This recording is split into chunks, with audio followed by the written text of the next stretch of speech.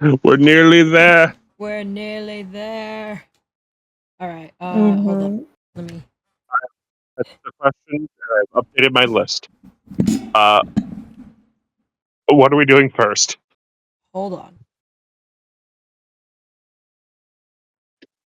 I'm adding something on screen. Yeah, for sure. I mean, maybe you can play some, like, video game soundtrack or something. Yeah, I can maybe find like a... Let me put opera back on. I feel like Twitch also needs something to look at, too. Yeah. Maybe a picture of all of them together. Like, let me just, like... YouTube... Oh, actually, yeah, that group photo could be really nice for this. I was gonna say, what the fuck? What? The first recommended video I get is Kiyotaki Shimaru being a closeted gay for 8 minutes. Oh, God. Oh my god. Alright, hold on, let me turn this off. Let me share my screen with y'all. Yeah. Okay. Let me just go like lo-fi Persona 5 music, I guess. Sure.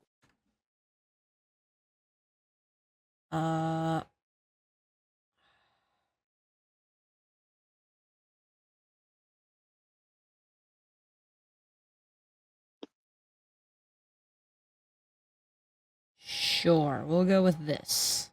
I mean, I do hope this doesn't get flagged or something. Yeah, actually... I've seen people use Persona music, but you never know. Yeah, I don't want to use Nintendo either. Yeah. Well, hold on, because lo-fi... I know a lot of people use Nintendo as well, but, you know, it's like, shit's risky no matter what.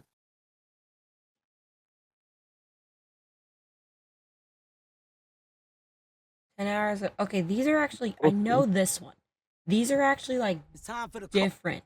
Like... Okay. Who's the greatest cash backer of all time? I don't care. I don't care. It's not letting me skip the ad. Hold on, I'm so sorry. I'm sorry. It's fine, we got like 3 seconds left. Oh, wow. Double ad. Double ad, yeah. I'm... Covers and original song. Perfect. Great. These are covers. This channel is Hellent. I hope I'm pronouncing that right. I've watched this video before as well. Just to have on in the background. This is some good shit. Highly recommend. I'm not even subscribed to this person. I probably will, at least on my personal account. Good stuff. This will also be linked in the description. Okay. Oh, I lied. I'm not done updating my notes.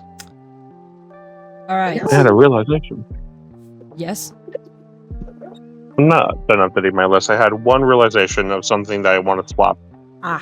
For questions or for your favorite characters? Characters. Okay. Yeah. For sake of time, can we agree to not do, like, our full character list? No, definitely not. I'd say, like, top 3. Yeah, if anything. Alright. First one. Favorite bit. What order do we want to go in for this?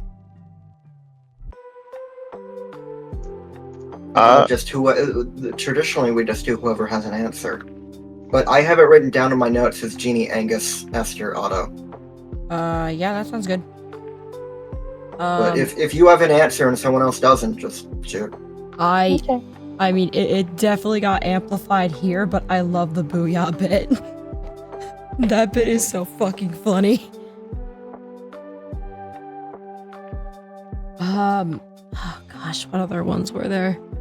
Fucking Toxic Yaoi, Makoto, and Byakuya.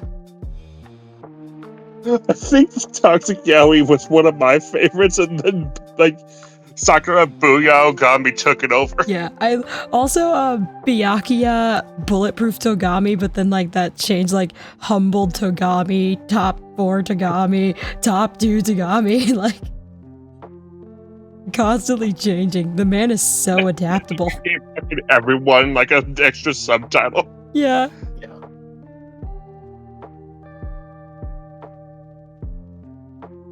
Yeah, I think mine was the Byakuya top, like, Byakuya number 1 Togami Yeah. is how it ended up being. But I also did really, really enjoy the Booyah. Yeah. I can't fucking believe that stemmed from her suicide note. I Gosh, know, it's so fucked that's up. so fucked up. I also really liked You're Going to Die Here. Yes! I here was a classic That's a immediately. classic. Yeah. What about you, baby? You could probably tell by the fact that it killed me every single fucking time. Sakura Booyah Ogami Yeah. fucking lives in my head. Yeah. Red Yeah. free. Another I think it's everyone's favorite. Yeah, another one that like it's one of my favorites and also one of my least favorites at the same time is the flagpole bit. Oh, the flagpole, yeah. I maybe I'm a little biased on this as well, but I always really like just like Kyoko interjecting like something like the way that she says stuff is so matter of fact, but the way that she'll just like interject like idiot. Yeah. Or like She's got talking some- about her gun. She's got some sass to her. Yeah. I love her. Yeah, we had a lot of good bits for this series. We did, yeah. Is that Angus didn't. Yeah, Angus did. Did he? Yeah. Yeah. I swear we kept. I know it's not even Danganronpa related, but we kept saying, I can't believe Taiga's dead. Yeah. We said that a lot. We said that one a lot, and we would like mix it up. Like, anyway, Taka's dead. Anyways, Taka's dead. I don't have anything written down for Angus. I apologize. Damn, someone zoned the fuck out. I didn't think that it was his turn, so I guess. It was the toxic yaoi, but I think like Sakura Booyah Ogami took it over. Yeah. Yeah. Just-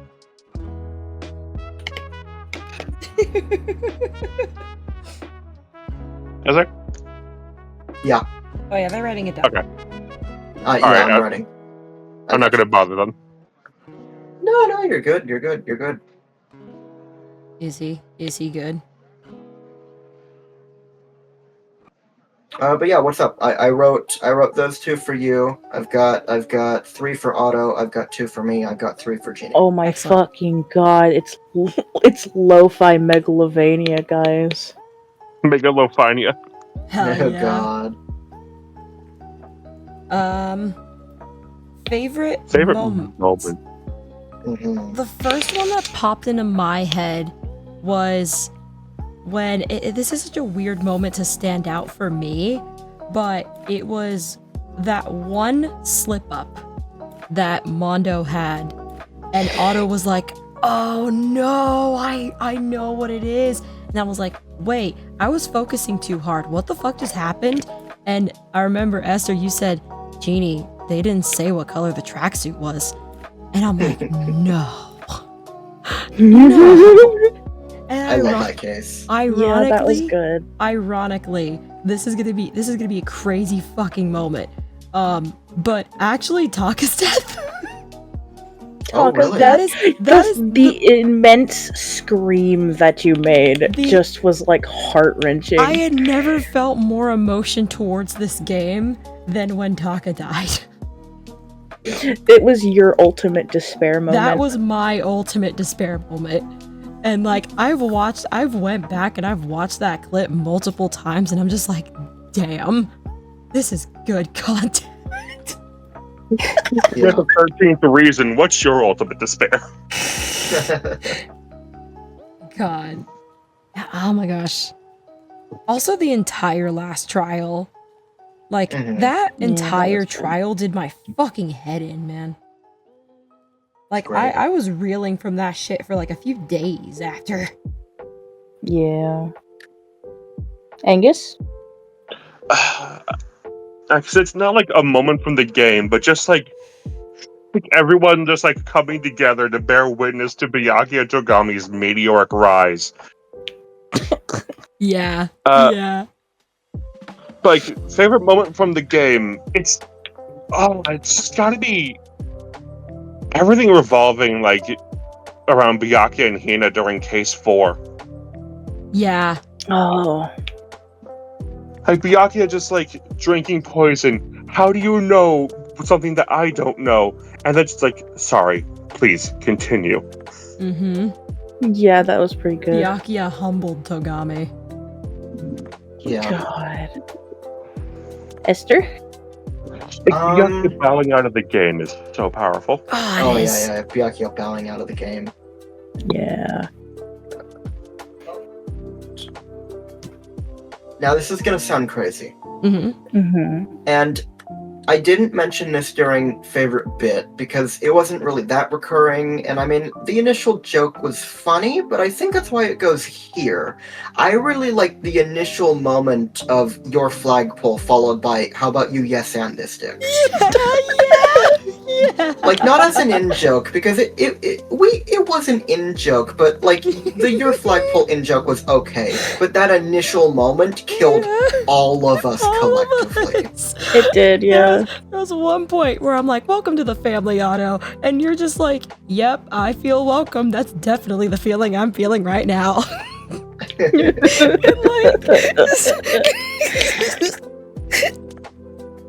And like, sorry, I don't mean to interrupt. But No, go on. not exactly a moment either, but it's not even a moment. It's just like a collection of moments. I loved watching your voice acting progress, Otto.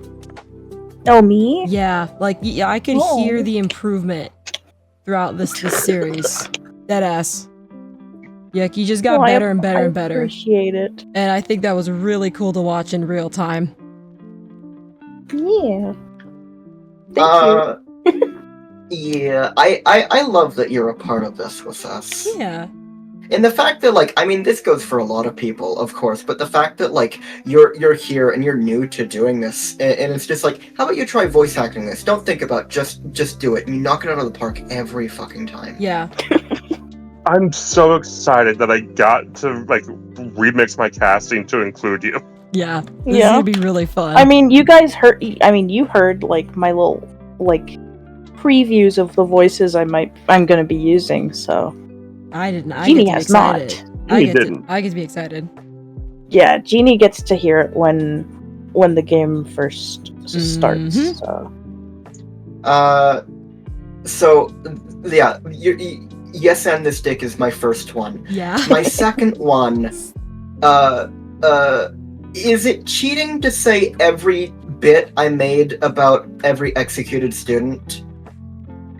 I don't think so. I had a think lot that's of fun funny. with every bit that I had planned for that. I always felt bad because I always felt like Angus wanted to say something there. It's like, no, I have a bit planned for every dead student. You have to let me have this. But if I had to... I was ready to go into like, because 99 times out of 100, every Dangaronpa killer has like some sympathetic reason why they do it. So like my Mhm. thought going into it was like, I want to give these characters like a proper obituary. Yes. Yeah. I completely understand that, and I do understand the first time we butted heads on that was not the most pleasant for either of us, I don't think, because I came into this like, I've got comedy planned, and you're like, I wanted to say a nice thing about this character. I'm like, Oof. But no, if I had to pick my favorite of those, it's definitely is. My heart was pounding the entire time because I knew what was about to happen, and I knew that no one was gonna predict it. But my heart was pounding the entire fucking time. Mondo is butter. Yeah, that was so good. That was really good. That was good. I was gonna say that was one of mine as well. We would love when our favorite little carpenter is spreadable on toast. I think Taka just prefers his carpenter spreadable, just not even on toast. Lord, Genie. My god. And for a third one, I think I'll do. I'll mimic Angus here because this is the first thing on my mind. Something not necessarily part of the game, but part of our experience with the game. Every single time I got to pause and be like, all right, this very, very specific set of circumstance that I'm going to talk for a while, go ahead and put a check mark next to that, Otto. And Otto progressively losing his mind more and more and more and more. Yeah. Every moment of that fills me with pure joy. I actually, like, the more that I got things right, the more I felt like I was gonna cry. I'm afraid for the second game. Because I already have predictions, and I'm scared. I've seen your predictions, and they are bookmarked. Fear. Oh, yeah, Immense fear. I have predictions for the second game, and I have predicted how the third game will end, so we shall see what happens. We'll see. I will say, like, without spoiling anything, apparently Otto really thinks that for whatever reason in Game 2, I have a lot of times where, like, a character kills another character and both are from the same voice actor. Yeah. Okay. Yeah. Okay. Yeah. Otto Oh, seems God. to think that it just works out that way. Okay. I mean, you know. Anyways. Yeah, your favorite. What was my favorite moment? Definitely Mondo is butter. That's definitely one of them. Yeah. Yeah. One of the other ones. Oh, what was I thinking? I was thinking about it, and then I started listening to you guys.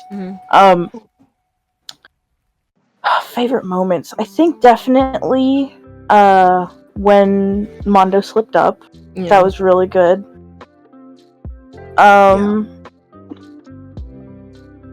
I think also when Byakuya found out that his entire family was gone. Yeah. That was another one that was like what the fuck? Junko's like, Yeah, your family? What fucking family? What nobility? The sheer, like, shock factor of just all three of your options being the Togami family fell. Yeah, no, that was terrifying. Yeah. Also, terrifying.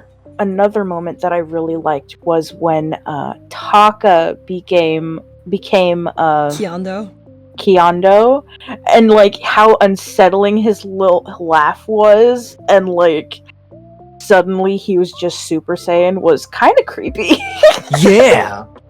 I do want to give, like, an honorable mention to just Genocide Jack meets the Mastermind. Yeah. Yeah, that was polite, like, hi, hello. Nice to meet you. Wait, Nice to meet you too. another bit I really liked. Yeah. That's another bit I really liked. I That forgot was about good, that yeah. one. That was a good bit. Thank you so much, Sean Chiplock, for that. Thank you so much. Yeah. You're a national treasure for that voice line alone. Thank you so much. Yeah. Yeah. I mean, does that count as a favorite moment or like a favorite bit? I think Because that's that's kind of a bit. bit we do too. That I was guess a a bit. bit, yeah. Okay. Can you also add yes and the stick to my favorite moments, please? Because Yes. that was so fucking good. Yeah. Oh gosh, we probably should have warned for whoever's watching the VOD, but yeah, it's gonna be like this for the rest of the video, so like if you're bored out of your goddamn mind, feel free to go, join the Discord, click the links in the about section, all that good stuff. But yeah. If you're just here for the plot, that's completely understandable. If you don't want to hear our opinions, completely understandable. It is quite late for us. I don't know how crazy we sound. But also, if you are interested in listening to this sort of stuff, answer the questions in your own and put them in the Please. comments. I love reading this sort of shit. Please. Oh, yeah, that would be This form of Absolutely. community that this, not just this series, but like gaming has in general, always Yeah. blows me away. Yeah. This shit Yeah. is so cool. So, like, please. I know it's late. I do think we could get through like our character listings because I think at this point we're just gonna be like, yeah, that makes sense. Yeah, okay. And like if we have like a question, like yeah, we can just quickly answer it. I don't have a character Sure. listing, though. Yeah, that is fair. That is fair. All right, we'll get there. We'll just do like top 3, top 4, top 5 or something like that. Yeah. Anyways, next one is Favorite case. Favorite case. I feel like a lot of us are going to answer 2, which is a good one. 2 is a good one, but that's not my favorite. Not mine either. I think... There are 3 cases that stand out to me. I think my favorite one might actually... Okay, do chapters 5 and 6 count as one case, or is it because it's separate chapters they count as separate cases? They're separate cases. Separate cases? They were separate class trials. I'd say they're separate cases. I would count like the fraudulent trial of Mukuro Ikusaba and the next one as like the trial of Junko Enoshima. I would count those as 2 different cases. Yeah. I loved that fake trial. I loved chapter 5 because that realization of like, oh, this is all a setup is insane. I never really see anyone talk about case 5. I was love- gonna say, well, 5. Sorry. case but- 5 was actually my favorite. Or Yeah. not 5, 4. 4 was my 4. favorite. Or yeah, that one was. It's either for me. It's either this is gonna be really weird, especially since no one really talks about case 5. But it's either case 2 or case 5, which makes me really sad. Like case 2, I love the story of case 2, but I love the characters involved with it so much that it just fucking hurts me that I love it so much.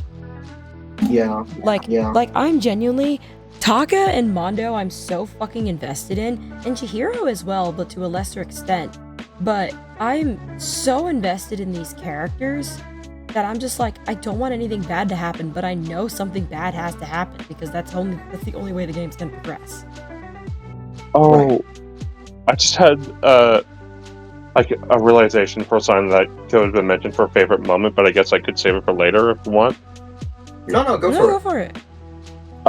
Another like really like standout moment of this game is Leon's execution. Yes, Because that, like without question, Leon's execution is always the thing that makes the player go, oh, fuck. Oh, this. And like that's what like really like Leon's execution is when the game sinks its claws into you and refuses to let go. Yeah. Yeah. That was probably the most brutal. That was probably the most brutal execution. I will say, Leon's execution also marks the start of a trend for the series. The first execution always has the killer being dragged off by the neck. Ooh, Oh, interesting. killer, okay. Interesting. Yeah, I would say for me, case 2 or case 5. What about what was everyone else's? Or Angus? For me, I love Case 2. Case 2 is a strong contender, Yeah. as is Case 6. I think I'm going to have to give it to Case 4, though. Yeah. 4. Yeah. 4, yeah. And what about you, Esther? Hang on, I'm running this down. Oh, okay. My bookkeeper. I think Angus answered pretty much exactly how I answered.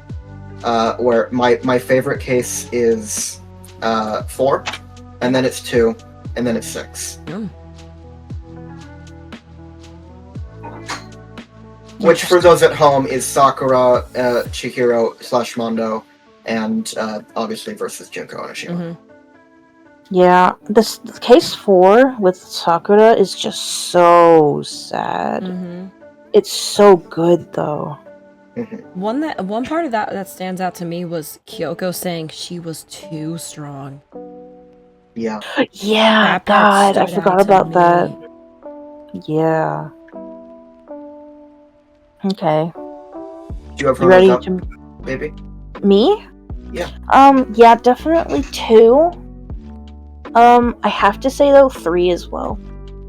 3, three. interesting. 3. Interesting. Yeah, I thought it was really interesting, like that Celeste tried to did technically manipulate Hifumi into killing someone and then killing him.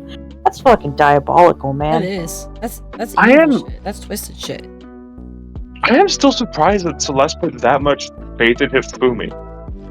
Yeah. But I do think it also sort of lends to the credence that like they probably bonded over like weird niche manga that they've both read. Yeah. Yeah.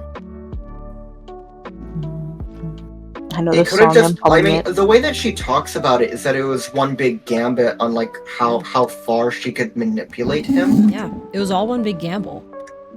Yeah, so Yeah. it could have literally just been like, oh well, he made me tea earlier. Let's see how far I can push this. Mhm. Yeah.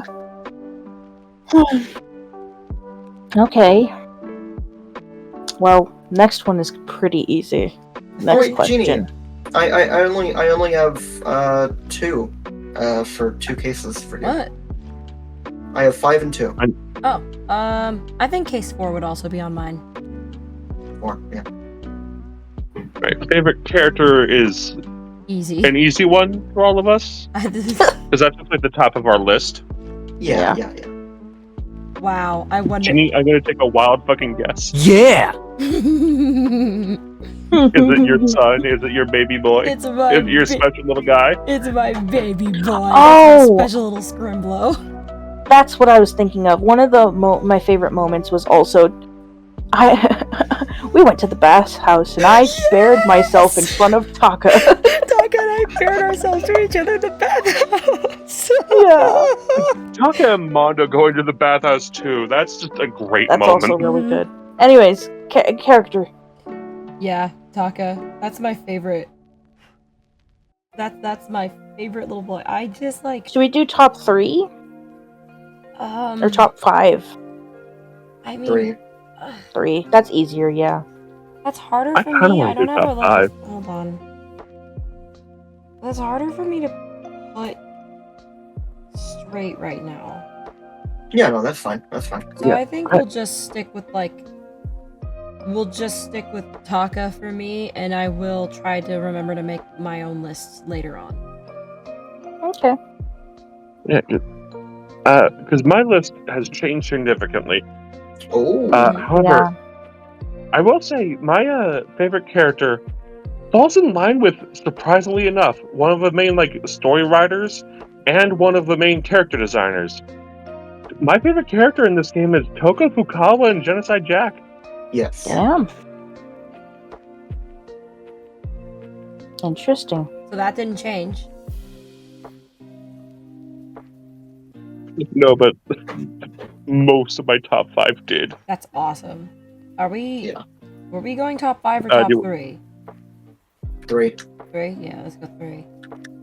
I really want to do top 5, but like if I want to do 3, that's fine by me. Yeah, I'm thinking 3. My top 5 changed significantly. Yeah, I think top 5 is more something when we're talking about the full list. Top 3 is just like ease of access on this question chart. Yeah. All right, yeah. Number 2, Byakuya Togami. Yeah. Yeah. Like Byakuya has one of the character arcs ever. Yeah. And number 3, Miss Sakura Ogami. Yeah. Of course. Sakura Booya Yeah. Ogami.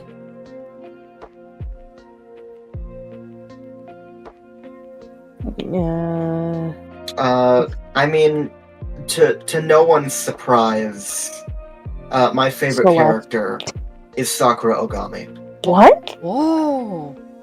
Now, I remembered the Kenshiro story, but there's something about going through her full free times again that really just reminds me that Sakura really is, like, one of my favorite characters in media. She has so much care and soul in her entire body, and it, like Kyoko said, it was that care that led to her demise. Mm-hmm. I cannot believe that you gave up Celeste for Sakura. That's crazy. Yeah, there is something about Sakura, because like even going into this series, one of the things that I wanted to convey about Sakura is like, yeah, she's insanely strong. That's still a woman. That's still a girl who just like wants friends. Yeah. Like Yeah. that, because like one of like the standout moments of like the first Dangaronpa playthrough I watched, because I think it was Lucajin's, because she was going through all of Sakura's events, and I think she titled the one like towards like the end of Sakura's events, "The Heart of a Woman." I'm like, yes, that is Sakura Ogami. Yes. Yeah. Yeah. And who is your second? My second place is, of course, Celestia Ludenberg. Yeah. Yeah. It's gonna take a lot to wrest her fully out of the top two. Yeah. But, I mean, I understand that she's a bitch and she's conniving and, you know, shit like that, but she can step on me and she's me, so. I can't believe you step on yourself. I know. And then third place for me is Toko Fukawa / Genocide Jack. Yeah. Interesting. There's Toko as well. I've never really seen Toko's free time events before, but like Toko, I understood that Toko was like a severely like, you know, damaged person because I know a lot about psychology, so like I kind of can just get that by the way that she acts. Oh, You know, right. not to say that you need to know a lot about psychology to get like, oh, you're acting really anxious, obviously something happened to you, but like I could feel the scars in every line that she spoke. Yeah. And that's always spoken to me. I think like one thing that she did mention in like the free time events that we did do with her, at some point she said that she had two moms. Mm-hmm. Oh yeah, she did And say that. I can elaborate on that a little bit if we want. Oh, sure. So Toko Fukawa. So when she said that she has two moms, she did not mean that like her father was out of the picture and like her mother ended up with another woman. Instead, Toko is one of the only characters that like we know her story starting from her actual birth. So like two women were pregnant around the same time. They gave birth on the same day with the same father. And like according to Toko, she does not give a shit about that guy. And like neither of her mothers were married to him at all. But each of these mothers had a kid, and one kid had like a rare disease and just died shortly after being born. And they couldn't identify which mother was Toko's. Like they offered blood tests, and both mothers refused to take the blood test because each wanted to claim that their child was the one who had died. So from the very start, Toko never felt like she was wanted. Yeah. Damn. That girl just needs a hug. Yeah. Yeah. Damn. Jesus. And then all of the things with like her love life and like how like Jack started to happen. Yeah. Yeah. I think Toko goes through more character development throughout her story than Byakuya even. Yeah. That's insane. Alright, Otto. Your top three. My top three. Well, it was a battle. It was ruthless. It was vicious. I bet it was. Man went from -15 on my list to number 1, Byakuya Togami. Byakuya, top dog Tagami. I still can't believe that because Byakuya's not even number 1 for Angus. You hated Byakuya. I did. I said Micah Bell was better than him. You hated Byakuya more than anybody. But he has a little gold star next to his name on my list. But when he was number 2 at the last chapter. And then when he found out that his family was just gone, I think I said this in the stream that I wanted to hold him and protect him. Yeah. And like, I was Give just, him a well, hug. I think my decision has been made for me. Yep. Yeah. So Byakuya is my baby boy. Yep. If I would have heard myself say that in chapter, I'd say 3 or 2. No, definitely 2. Definitely 2. Yeah. I would be strangling myself. But Yeah, you'd beat the fuck out of yourself. yeah. Anyways, 2 is definitely Sakura. Yeah. Sakura with her, what really made her, well she was my top 1 for like since A while. chapter 4. Like when she died, I was like, oh fuck. What mostly did that was well, I guess she was my favorite in chapter 1 as well, but Yeah. then it changed to Taka for 2 chapters. Yeah. But in chapter 4 it made me remember, oh fuck, because of her suicide note. That really got me. That really got me. But yeah, I love her. It was tough putting her at number 2 because number 3 is the boy, the Taka. Yes. So I'd say, honestly, it's only slight. Taka and Sakura are very tied for 2. Yeah. Like, very tied for 2. Like, if I could have them both be side by side, my third would be Mondo. Yeah. Mondo. Sure. Yeah. And the thing is, like, But, yeah. Sorry, go ahead. No, you're good. I just think, but yeah. I think Taka's free time events made him like even like better for me, specifically. Yeah. Because like out of everyone here, I feel like he's the one who can relate most to Makoto. Like they really are like the two just kind of normal, like if, as much as this can apply to Taka, because he's definitely not a normal guy, but he is kind of just a regular guy. He's just a dude. He's just a guy who's just trying his best. Like, yeah, I think his whole thing about geniuses is like something is very unique. Because like people are like, oh yeah, like you're just so naturally gifted. And he's like, no, natural gifted, like that shit's like that stuff is like it's pointless. It is pointless. If you don't work hard for what you want, then it's pointless. Yeah. If you don't work hard for it, you don't like you're not going to stay grounded. You don't have anything to look back on. You don't have anything to learn from. And because you don't have history to learn from, you're going to fail. There's only sorry, go ahead. You only have so much steam you can work with before it's just gone. Yeah. I mean, the more specific thing that I think he went into is talking about, like, his grandfather fell because he didn't know what it actually meant to work a day in his life. He got roped into the world of geniuses that he had no right being in. Yeah. I think that his second ultimate would be ultimate inspirational speaker. Yeah. Because, like, I found myself, like, being like, what the fuck am I doing with my life? Like, I'm sitting on my bed. Yeah. I'm not working towards anything right now.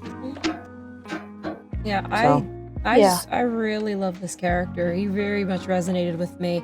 Not because he's like I have my type of character, and one of them I have found is the very book smart character who's also just very stupid socially.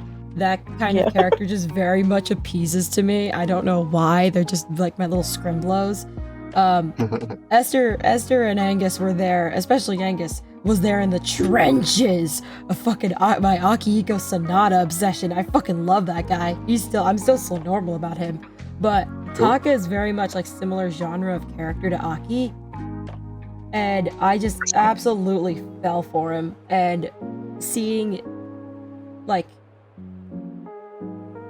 what drives him and what motivates him definitely resonated with me, especially as someone who is somewhat in a similar situation. Like, I don't have anyone who fell from grace like that and bankrupted my family, but I'm from a family that's poorer or struggling to make ends meet. So the fact that he went and put so much effort into just making a better life for himself and his family, and that's why he's here at Hope's Peak to begin with, is it's very humbling. It's very cool to see. And especially Yeah. since, like, again, I firmly believe he would just deny that he has a talent. He's just like, no, I'm just here to work hard. I'm just here to work for what I want in life. Yeah. I love him. That's my boy. That is interesting because Taka is a character that never really like clicked for me, like even like half as well as they seem to have done for the others Mm-hmm. here. Like I get it. It just didn't click as well for me, I guess. Yeah.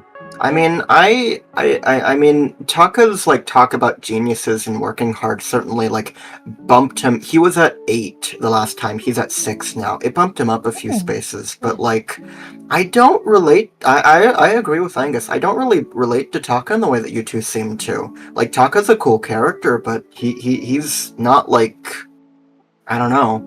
He's cool to talk to, but he's still a stick in the mud, right? He's Yeah. still like this very aggressor character that like tries to tell other people what to do. But even then, he's like, there's that point in his like, trigger the ending? The trigger heart event Yeah, thing, the yeah. trigger heart event. He's even self-aware about it. Like he even like becomes self-aware about it. He's like, well, it just seems like I just push my morals onto other people. Like that just seems obnoxious. Like, am I selfish? Is this really what I'm supposed to be doing? Like, Right. like, am I just pushing my problems onto other people? Like, so like even that kind of gets answered. Like we didn't experience it like firsthand, but even that gets addressed. Sure. I will say that if there was anything that was going to like click Kiyotaka Ishimaro for me, it was that. Yeah. That said, I do have to regret to inform you that he has fallen out of the top 10 for me. Yeah. Oh. You'll be Yeah. assassinated within the fortnight. Oh no. Oh, fuck yeah. I have to give an honorable mention because Hiro went from 8 to 5. Oh my god. Holy fuck this guy. shit. Hiro went down in my list. Hiro is He going tried to take down. our organs! He tried to He wasn't I- joking! He was serious I about know it. he wasn't joking, and that's why it's hilarious and I love It's him. really fucking funny. It's really fucking funny. I get it. It is really funny. I also have an honorable mention. Yeah. And it is also my 5th place. Okay. Makoto Naegi. Yeah. Yeah. Yeah. Makoto's a great protagonist. Like I never saw Makoto as anything special. And then like going through this story again, seeing how he just like Makoto is someone like he is just a beacon. He is light to shine on everyone that he interacts with. Sorry. That was the TV in No, the you're other good. room. But I have to agree, like, Makoto at chapter 2 was 14 for me, and now he is 6. Right. Like, he went way up from the Yeah. last chapter. Makoto's a Like, great Makoto protagonist. was And I'm sure we'll see how the other... I'm sure we'll see how the other protagonists shine, but like I've only played this game, right? And like chapter 1 does not do the next protagonist any favors. So like to me, Makoto is like that is the ultimate hope. As cheesy as that is, he embodies it the entire game. Mm-hmm. Like that's not just a cool catchphrase that he lurches onto at the ending. It is, but like he really does know, and you see it in the Happy Heart Trigger events. He knows exactly what to say. He is the embodiment of hope for these other people that keeps them going. That is Makoto Naegi. Yeah. Yeah. I will say, I know a lot of people really love every single protagonist that the series has. I still think the protagonist of 2 is my personal favorite. Then again, I'm also currently the only person who knows their story. Yeah, Yeah, of course. so. Alright. Favorite Blackened. Favorite Can we put a ground rule that to qualify as a blackened, you have to actually kill someone? So no Makoto, no Kyoko. Yes. Yeah. Yeah, well, Because they weren't black. I don't- I think they were in They the wrong weren't- anyway. They Yeah, were they wrongly weren't accused. actually They weren't actually blackened. Yeah. Oh god, So Junko the counts. people who would technically Junko counts, yeah. So it would be Leon, then it would be Leon, Mondo, then Celeste and Hifumi. Hifumi's technically blackened too because he also killed Yes. someone. Yeah. I guess Sakura as well. Sakura and counts. And Junko. And Junko, yeah. I think. Yeah, and I'm not gonna rank this the same as I do favorite character. I'm gonna rank this more like they are my favorite Blacken. This is my favorite, like, not case or murder, but like the things that they did to be Blackened. Mm-hmm. Yeah. Yeah, I'm considering them as a perpetrator. Yeah. Yes. Yeah. I think. Okay, this is gonna sound fucking insane. Firstly, my favorite is probably Junko because she's fucking crazy and she's the actual fucking mastermind, and she killed her sister just to feel the despair of it, which is fucking insanity. Yeah. But my second choice, and hold on with me because we just got done talking about our favorite characters, I think would be Celeste. Mm-hmm. Because interesting. Like, as I'm putting aside my absolute hate that she orchestrated the death of my favorite character, and I'm going to keep putting that aside. I love you, Taka. I promise I do. It was she lived up. Hold on, sorry. She lived up to her ultimate. She made a few huge gambles. Yeah. A few, and it almost worked. Like, even with everything going wrong, it almost worked. Like, she lived up to her Queen of Liars title and her Ultimate Gambler title, and that I have no choice but to respect. Yeah. So I think it's Junko and then Celeste, and it's like by a hair. Like, if you ask me on any other given day, I might say Celeste is my favorite and then Junko. Like, it's that close. Yeah. Yeah. Angus? My favorite perpetrator, without question. Oh, okay, maybe with some question, because I honestly feel the same way. My favorite perpetrator, I would say, is Mondo Owada. Yeah, I agree. Like, that is a man that had everything just fall apart and shatter mercilessly in his hands. Yeah. Like, he wanted to do so much good, but then, like, he succumbed to himself, really. Yeah. He was his own undoing. Like, the next, like, best, like, my next favorite, like, perpetrator is absolutely Junko. Because there is something so entertaining about characters who are unapologetically evil and having the time of their life with it. Mm-hmm. Yeah. Like, Junko is a character that, like, you know that she must be really fucking fun to write. Yeah. Yeah, probably a lot of fun. And I do want to give a quick honorable mention, because they were trying to perpetrate to Miss Sayaka Maizono. Yeah.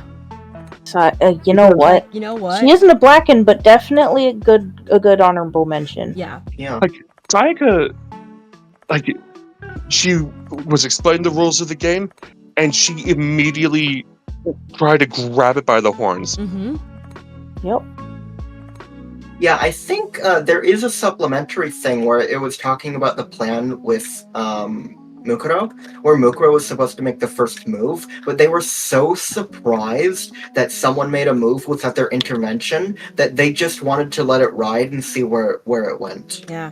I think Both Sakura wasn't Sakura? and Mukuro were supposed to do something. Yeah. But then everyone was surprised because Sayaka just, like, went for it. Yeah. Yeah. Yeah. Esther. Sorry, give me a second. I am Okay. writing down not only your character, but your explanation.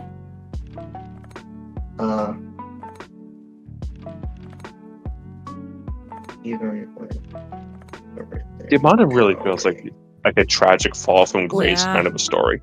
Yeah. Mondo, like I said, when it happened, there was no winning. The second he killed Chihiro, it was a lose-lose situation for him. It was either he would get away with it and he would condemn all of his friends, including his bro, including his boyfriend, to die, or he would get caught and get executed, and all of his friends would have to watch and live with the guilt that they sentenced him to execution. There was no See, way. that's the thing. I don't think Mondo would have been able to live with himself if he allowed anything to continue. I fully believe that he would have gave everything up before the vote could be cast. I think so. Yeah, I think so I also too. think so. Because he didn't really he wasn't putting up any kind of fight. He wasn't getting defensive or anything. During the trial before he said the blue tracksuit. That the only point there was oh wait, didn't we say it? It was just a lucky guess, things like that. But they were really, really flimsy. So I feel The only thing that he did to defend himself was ask for proof, and that was it. Yeah. And even then, we didn't bullet time against Mondo. We bullet timed against Taka. Yeah. Even Mondo was I don't want to defend myself this much. I know what I did. Yeah, Mondo just stop. Just stop. It's such a powerful moment. Yeah. My favorite Blackened, and maybe this will come as a bit of a surprise. My favorite Blackened is Sakura Ogami. Yeah. I'm honestly surprised no one else mentioned her.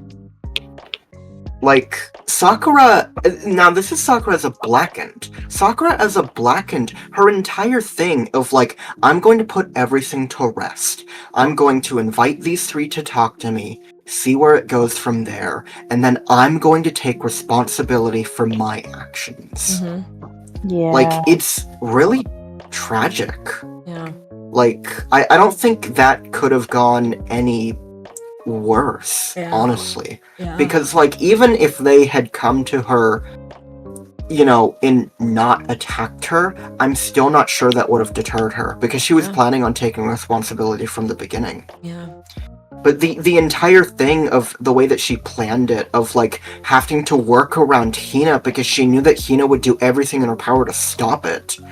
She had to do so much work to honestly avoid the people that loved her to fulfill what she thought was duty. Mm-hmm. And in that, the manipulation of everything and the suicide note and all of that is really, really fucked up. Mm-hmm. But once you start reading her actual suicide note, all it does is further fuel the fire of hope. Yeah. That was Sakura Ogami. Yeah. And everyone at that point immediately, that's Byakuya fucking bowing out of the game, man. Yeah. That's literally Byakuya, she gave her own life to protect this thing. That's it. I'm not playing anymore. Yeah.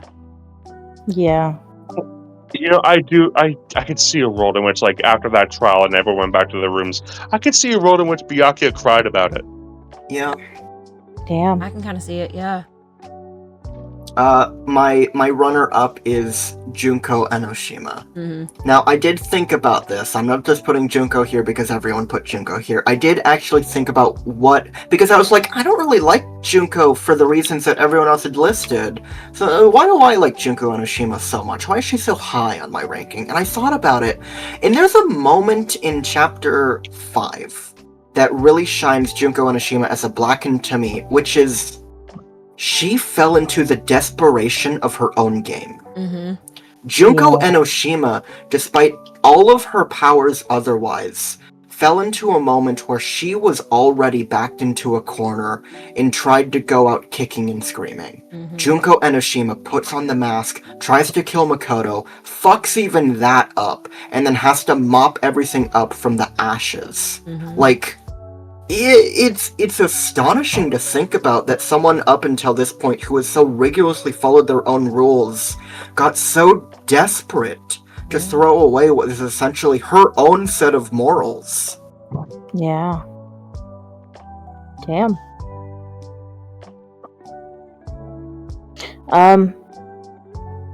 For me, my favorite was definitely Mondo. Yeah. The whole thing with his brother and like having a promise man to man, like, and then having like one moment of emotional like snap, just not even meaning to, just killing Chihiro. Like, Yeah. But also, like, during the trial when Taka was just defending him and would not stop defending him, and Mondo was just like, Taka, it's over. I'm not going to defend myself. I did it. It's just... It gets me. Yeah. That, like... It shows how, like...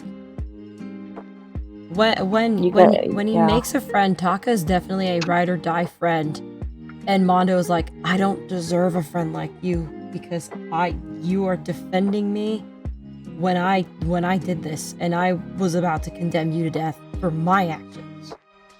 Yeah. I think it was even when Taka started defending him so strongly that Mondo was like, no, I'm done. I'm not fighting this. Like, I'm seeing how hard you're fighting for me, and for you to fight so hard for me when if people listen to you and they don't vote for me, you're going to die. Yeah, that's honestly it, too, is that I feel like if no one, defended him, he would have been like, whatever, let's see where this goes. But to genuinely see in that moment that, like, people cared so much about him, he couldn't live up to that person that they thought he was because he knew otherwise. Yeah. He knew his own guilt.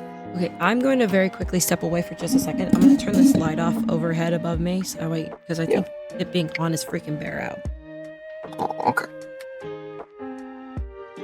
Just make me fucking tear up. Yeah. Do you have a runner-up, baby? I do, but I'll wait for Jeannie to get back. Okay.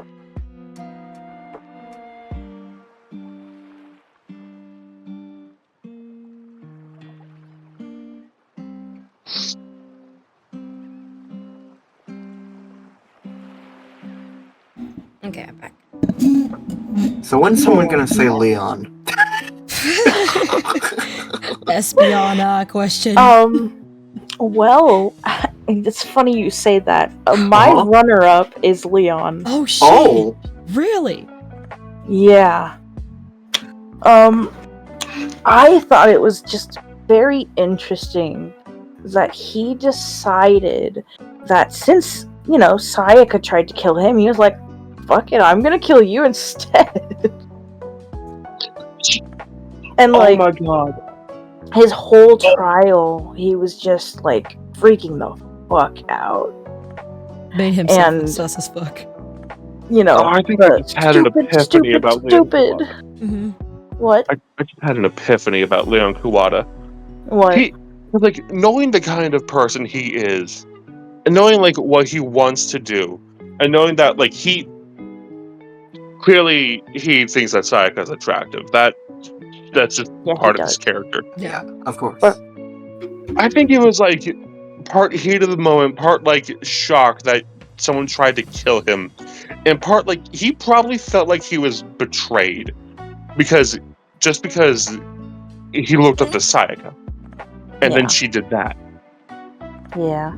Well, I was also gonna say he might, like, be jealous of her because of her musical capabilities. I think there was, like, a bitterness to it. Yeah, that's what I was thinking. But yeah, no, my runner-up is Leon. Alright, who's your favorite then? Oh wait, you already said Mondo. I'm Mondo, yeah. Yeah. Wait, Jean, you said Espion had a question? No. No, we were it was a joking. Espeon not ask here. question. Yeah. No, there's no one here. No, Esther, No, it's 2:20 like, in the morning. Esther asked, like, so when is Leon someone's favorite? And I'm like, that sounds like a question Espion would ask.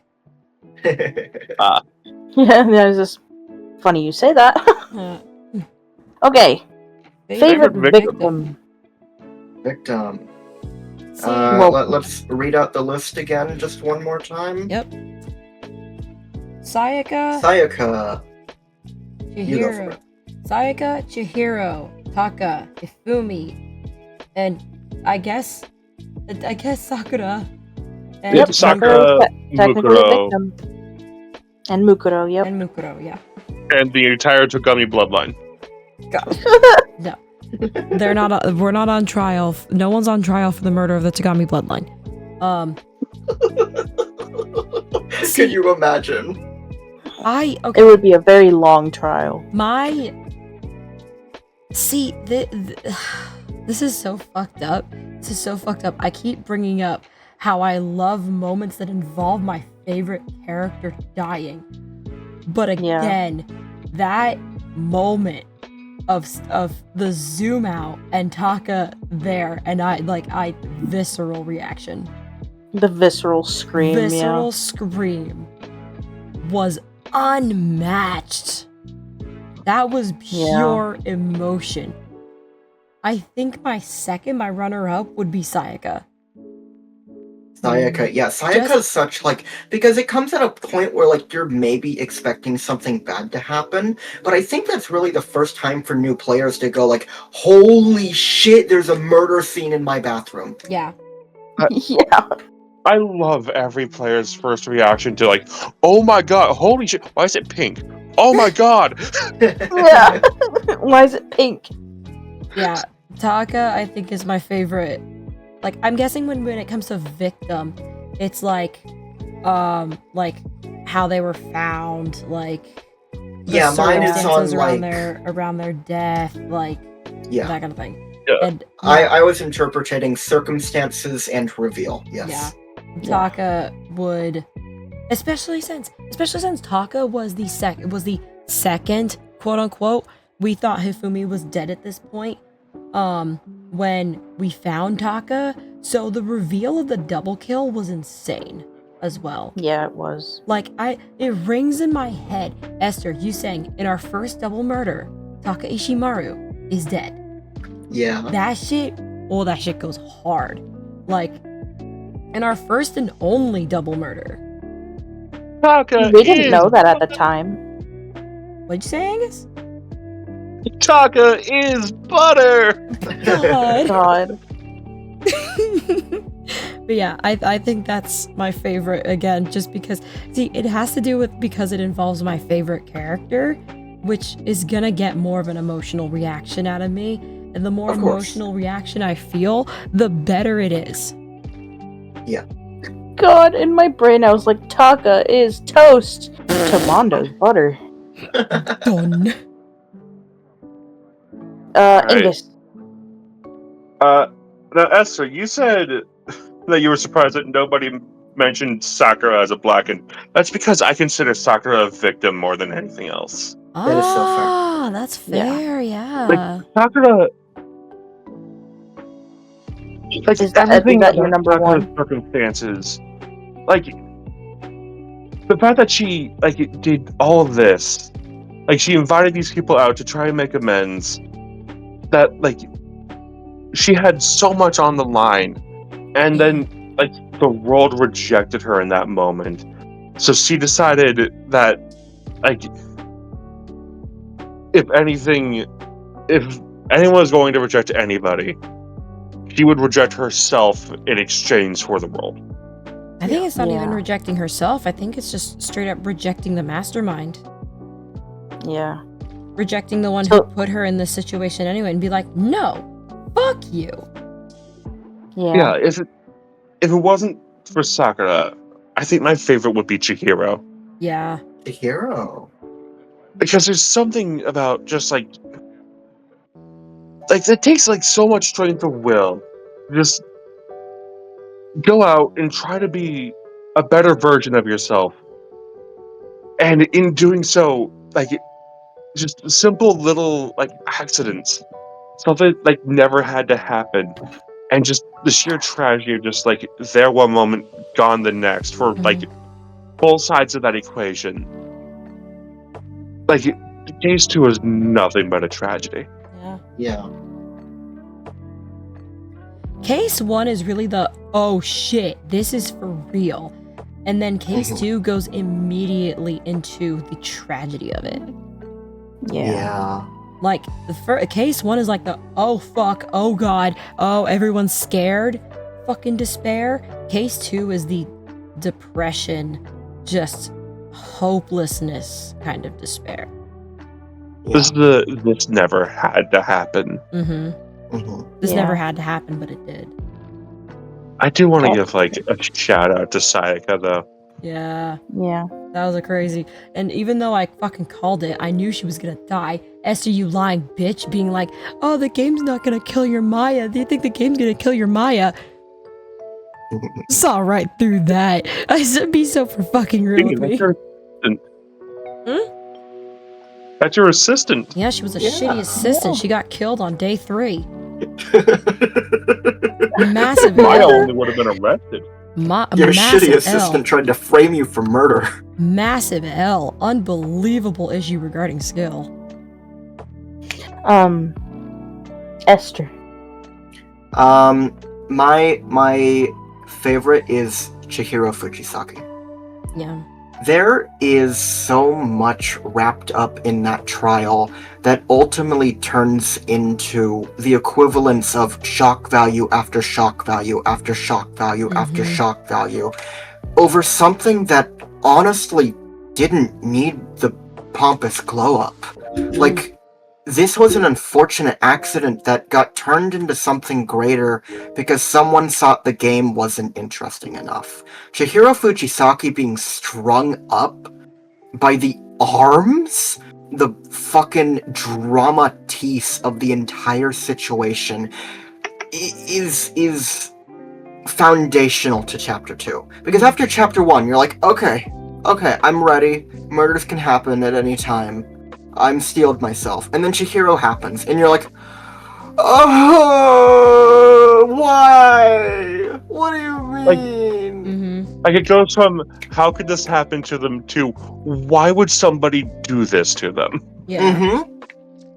Yeah, it's shock value after shock value, because you get the shock value from that, and then you get the shock value that, you know, the locations are different. You get the shock value that, like, Chihiro's actually a boy, and this changes everything about the locations. And then you get the pure shock value out of every instance of this entire situation that neither Mondo nor Chihiro wanted. You get the shock value that Byakuya Togami modified the crime scene because he was a little bored. Yeah. And then this isn't really related to Chihiro Fujisaki, but you get the shock value that it was Mondo. That's such a moment to me of just like the blue tracksuit or the red tracksuit or whatever color it is, a blue tracksuit. Yeah. Of just like you sitting there and like I've seen so many players hit that point and just like pause the game. It's just like, what did you just say? For it to be someone that like Chihiro trusted so much too, it just like adds on to everything. Yeah. Like I feel like the instant guttural reaction for anybody invested in the story and these characters is instant denial. Like, no, you didn't just say that. Please tell me you didn't just say that. Oh, I want to believe it's not you. Please don't make me do this. Please don't make me do this. Dangaronpa 1 very much falls into like the trappings of like a lot of the characters that are going to die tend to become really important in like this chapter leading right up to it. Yeah, I was gonna bring that up. Like fucking they reach a point where like they're about to hit some like really big like character development and then something happens and they die or they're revealed as a black end. Mainly well, even then they tricked you with that too with Kyoko. Yeah, they did. Yeah. They put us in a pattern and they were just like, haha, you fell for the pattern. Which is kind of what Kyoko was talking to Makoto about at the end, at the thing there. Like, you're easily tricked. Yeah. But even I am then, pleased I to thought it was announce funny. that does not happen going forward, so it's a bit less predictable as you go. Okay, nice. cool. Okay, sweet. That's good. I mean, I definitely don't remember anything like that from Chapter 1, but also Chapter 1 has to introduce everyone, so... My runner-up...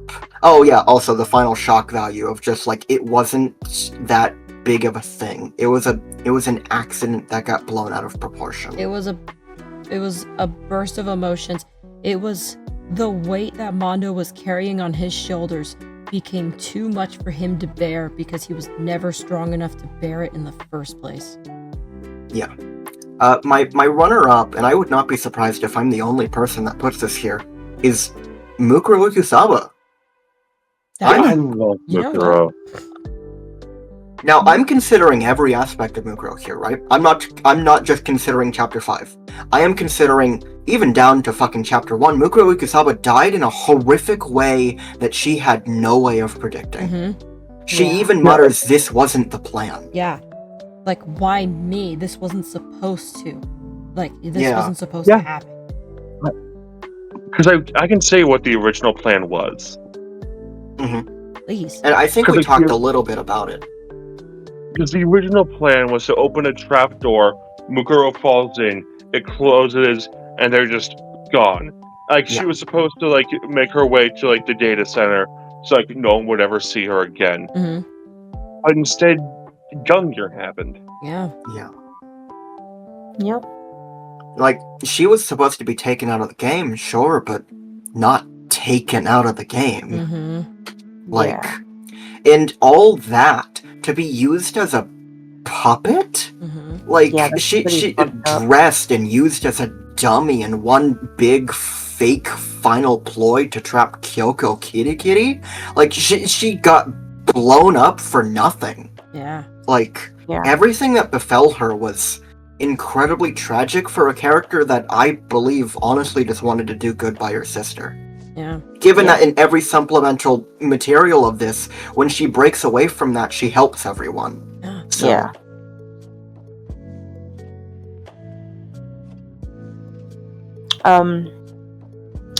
My number one for the victim is none other than Chihizus. Jesus. Yeah. Chihizus. Yeah, Chihiro. Like, yeah, just the complete shock of seeing them just strung up by their arms and like the word bloodlust behind them was just like, oh man, the thing that they were afraid, like the first thing like you would think is like the thing that they were saying that they were afraid of is like how they died. Like that's what you would first think about that. But you know what's crazy? I do wonder what Byakuya used to write bloodlust on the wall. Probably Chihiro's I'm just blood. curious. Probably Chihiro's Well, yeah, blood. but I'm talking about. Do you think it's his fingies? Probably. I think it was his fingies. I think so. Probably. But also like thinking about like the whole class trial. This obviously doesn't have to do with Chihiro either, but just thinking about Mondo coming into the room and finding Chihiro like that, like, I didn't do that. What the fuck is going on? Yeah. I didn't Like- even think about that. Yeah, because, like, once he was revealed to be, like, the killer in the trial, I was just, what was going through his mind when he found them like that? Yeah. Yeah. But my runner-up, you guys are going to be surprised, is actually Hifumi Yamada. Hifumi Yamada. Fumi Yamada. Okay. I mean, Explain. he did get betrayed as well. Yeah. Yeah, he did. But mostly, I think it's him muttering Yasuhiro. Which I thought that was really interesting. And like the whole thing about Hiro getting blamed was just crazy. Yeah. You know, there is something to be said that it just completely skipped my mind. The fact that at the very end, in like his final moments, Hifumi like remembered like he knows these people. He knows that these people are all friends with each other, and he must have realized in that moment that they were being forced to murder each other. I can't imagine what he felt in that moment. Yeah, because he said he was remembering things when he Right, was I did want to dying. talk about that at one point, but I forgot. Yeah, no, in that moment, Hifumi, like, the brainwashing is completely gone. Yeah, so maybe that's how he remembered Celeste's last name. Maybe. Because, like, you know, they've known each other for 2 years. They probably have talked about it before. Yeah. Yeah, So because like that's why he calls her, you know, Yasuhiro instead of Miss Ludenberg. Yeah. Because he Yeah. always called people by their last names. Mm-hmm. yeah, especially with like how like K6 sort of reinforces that like emotions are a lot harder to fuck with than memories. Yeah. Mm-hmm. And like the way that like very clearly the same people gravitate towards each other. The fact that like Hifumi and Celeste were always going to be like closer friends than most other people in this group really says a lot about those two. Mm-hmm. Like, even in the pictures of all of them together, Celeste was, like, usually kind of around Hifumi. Yeah. Like, Yeah. for some of them. Like, I don't know. It's interesting. But yeah, he's my runner up for sure. Nice. Kind of base, honestly. That's a Hifumi based Yamada. Hifumi Diet Coke Yamada. Favorite survivor. So I have the list right here of the survivors. It's Hiro, Kyoko, Makoto, Byakuya, Toko, and Hina. God. Yep, those 6. And I have a feeling that list is only gonna get smaller the further we go on. Probably, yeah. I honestly think Makoto. Yeah. Makoto earned his place among those survivors. Yeah. He earned that. The amount of shit that Makoto had to go through, on top of being surrounded by people who are the best at what they do, and make someone like him, like just on principle, look like a fucking lazy chump, and he still outlived most of them. He's insane. I mean, yeah, because, like, everyone has, like, you know, talents. Well, I guess kind of not Byakuya. He's just kind of rich, but... No, he's really good at making money. He is the best at That is true. money. He is good at it. But everyone else had, like, an actual talent. He just kind of had luck. Yeah. Which is not a talent. So, yeah, I understand what you're saying. Oh. I mean, Makoto says time again and time again that he's just an average student and that he feels out of place here. Yeah, he's just a regular dude. Like, even average would call him boring. Yeah. Yeah, he does say that. Maybe I'm a little more gung-ho than most people. That was another bit I liked a lot. Yeah. Yeah, I'd say Makoto. Yeah. Angus?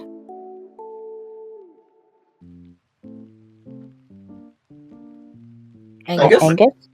Hello. Oh, he's muted. Ah. Oh. One moment. Yeah, one moment. Do we want to do me next? Oh, because I do want to. All right, I could do it. Oh, okay. All right, perfect. There's one thing that like I consider when I'm thinking about like these characters as survivors of all this. It's like, who do I want to see like take what happened here, and what are they going to do with that going forward? Yeah. And there's only 2 characters I'm really interested in what they do going forward from this. Like, putting aside everything I know about what they do from here on, like, the ones that I was always the most interested in, like, what the hell are they going to do after this, has been Byakuya and Toko. Yeah. Yeah.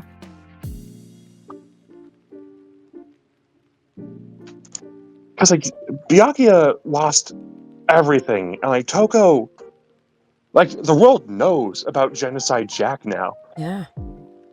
Oh yeah, I didn't right. even think about that. There's nowhere for her to run. But, like, at the same time, like, you know, all these characters, they want to do better in the world. Yeah. They want to try to make this world a better place.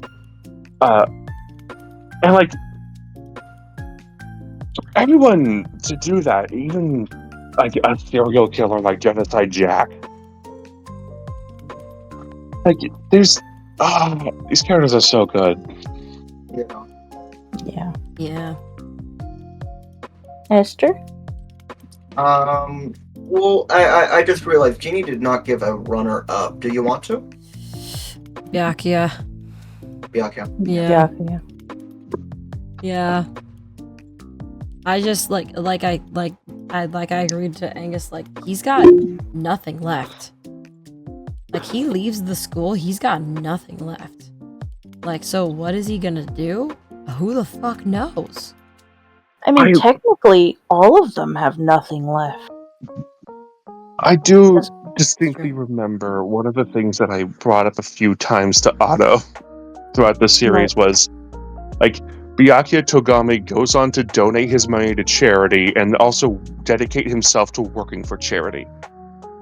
And, like, I think that ending is, like, the main thing that's just like, yeah, no, that is something that Byakuya Togami would do. Yeah. I can see it now. Could be. But what charity is there when the world was destroyed, right? Yeah. Oh, hello, Nugget. I have Besides, a like, Nugget visiting me. You know, besides, like, digging your heels in and being that change yourself.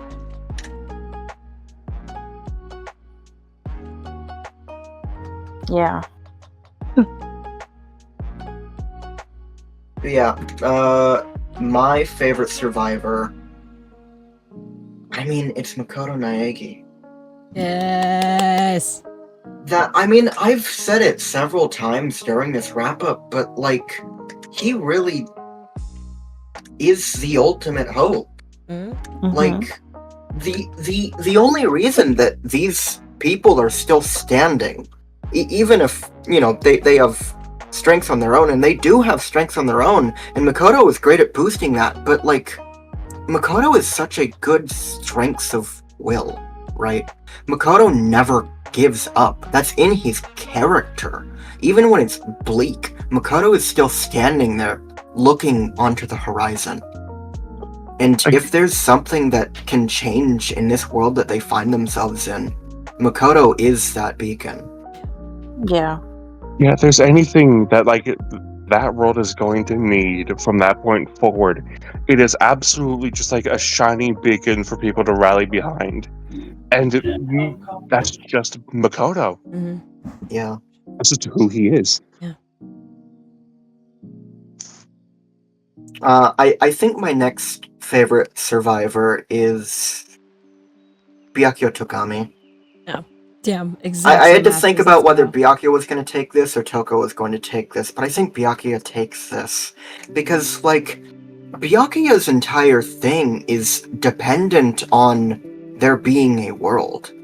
Everything that he interacts with, like, you know, Toko, writing is still morale, right? Like, Yasuhiro, that goes into, you know, leading and, like, influencing people. Even Hina has, like, rallying support between, like, just being an athlete. But Byakuya Togami? What does Byakuya Togami have left? Yeah. His entire ultimate is based off of money, sure, but is money Byakuya Togami? Because I don't think it is. I think Byakuya Togami is the strengths of the Togami name. And maybe he is all that there is left of that name, but that man is Byakuya Togami. A penny to his name, who gives a shit?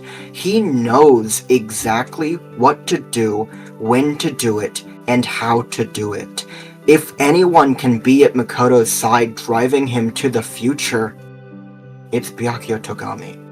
Yeah. Like, we call it toxic yaoi, but I genuinely do think Makoto and Byakuya complement each other very well. I think they would actually work very well as a pair. Yeah. I genuinely ship it. I can't think of anyone has invested in just like yeah, let's see if we can bring this world back from the brink of apocalypse effectively as Byakuya. Because he saw like the whole killing game as like, all right, this is a chance to test myself to prove how like my worth and everything that like I stand for, and now he gets to prove exactly who Byakuya Togami is to the world, not just the Togami name, because that's already gone. He has to prove himself at this point. It's just this game is a lot. Yeah. Otto. You're gonna be surprised. Yeah. All right. It's none of the people you have said so far. Sure. My favorite survivor is Hina. Oh, okay. My favorite survivor is Hina, mostly because with her, when you had to like convince everyone to be on your side, the whole that whole thing with her was just Sakura wouldn't want this. Sakura wouldn't want us to give up like this. And so like I thought it was really, really cool that she like in Sakura's name like instilled Sakura instilled hope in her as well as Makoto. I thought that was really cool. Yeah. Yeah.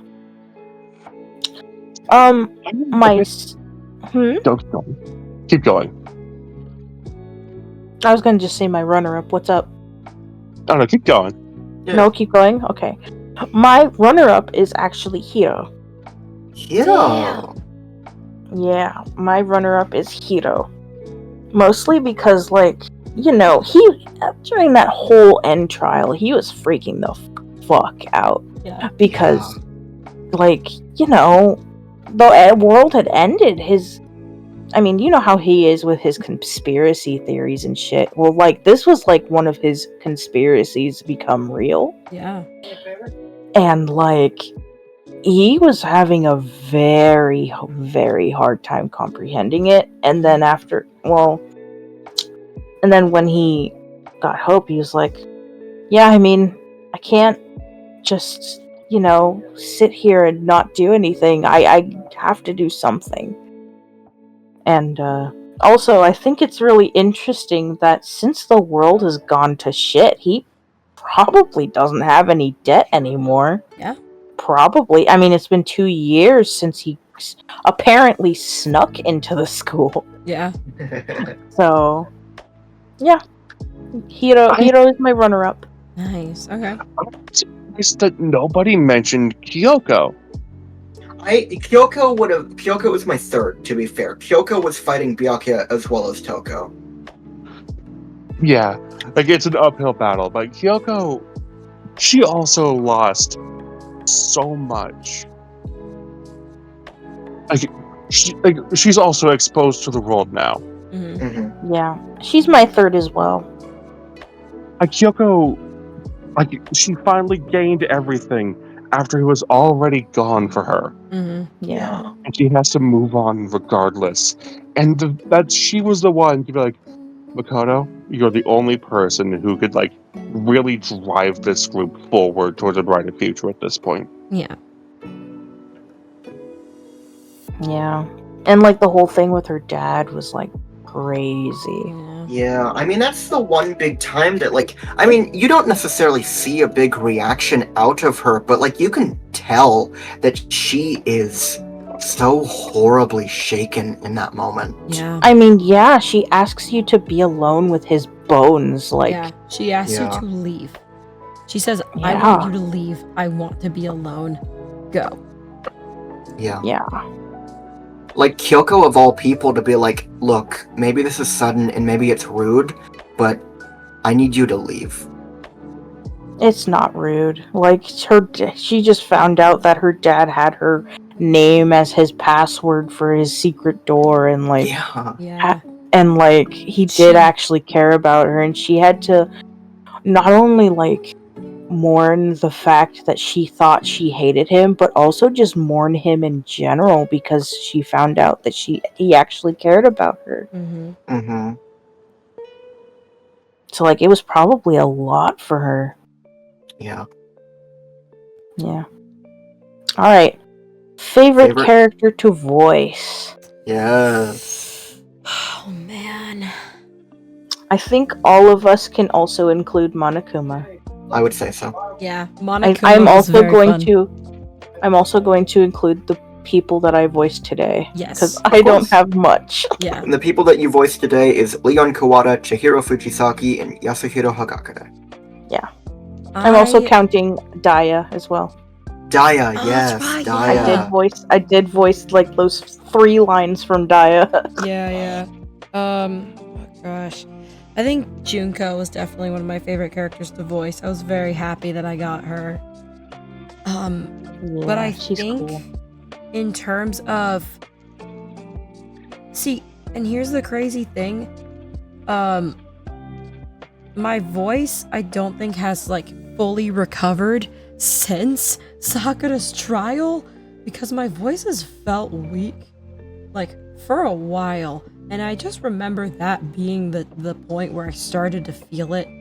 But I think in terms of like my looking back on my voice acting ability, Hina was also very fun to voice and very fun to like flesh out and really came into her own. I think if I had a voice that like had so much growth over the course of like my voice acting in these streams, it's been Hina. Yeah. I do think, like, not to stroke my own ego among other things, I do think I did pretty damn good with the casting for DR1. You did. Yeah. You did. This Yeah. was great fucking casting. Like, flawless. Everyone did an amazing job.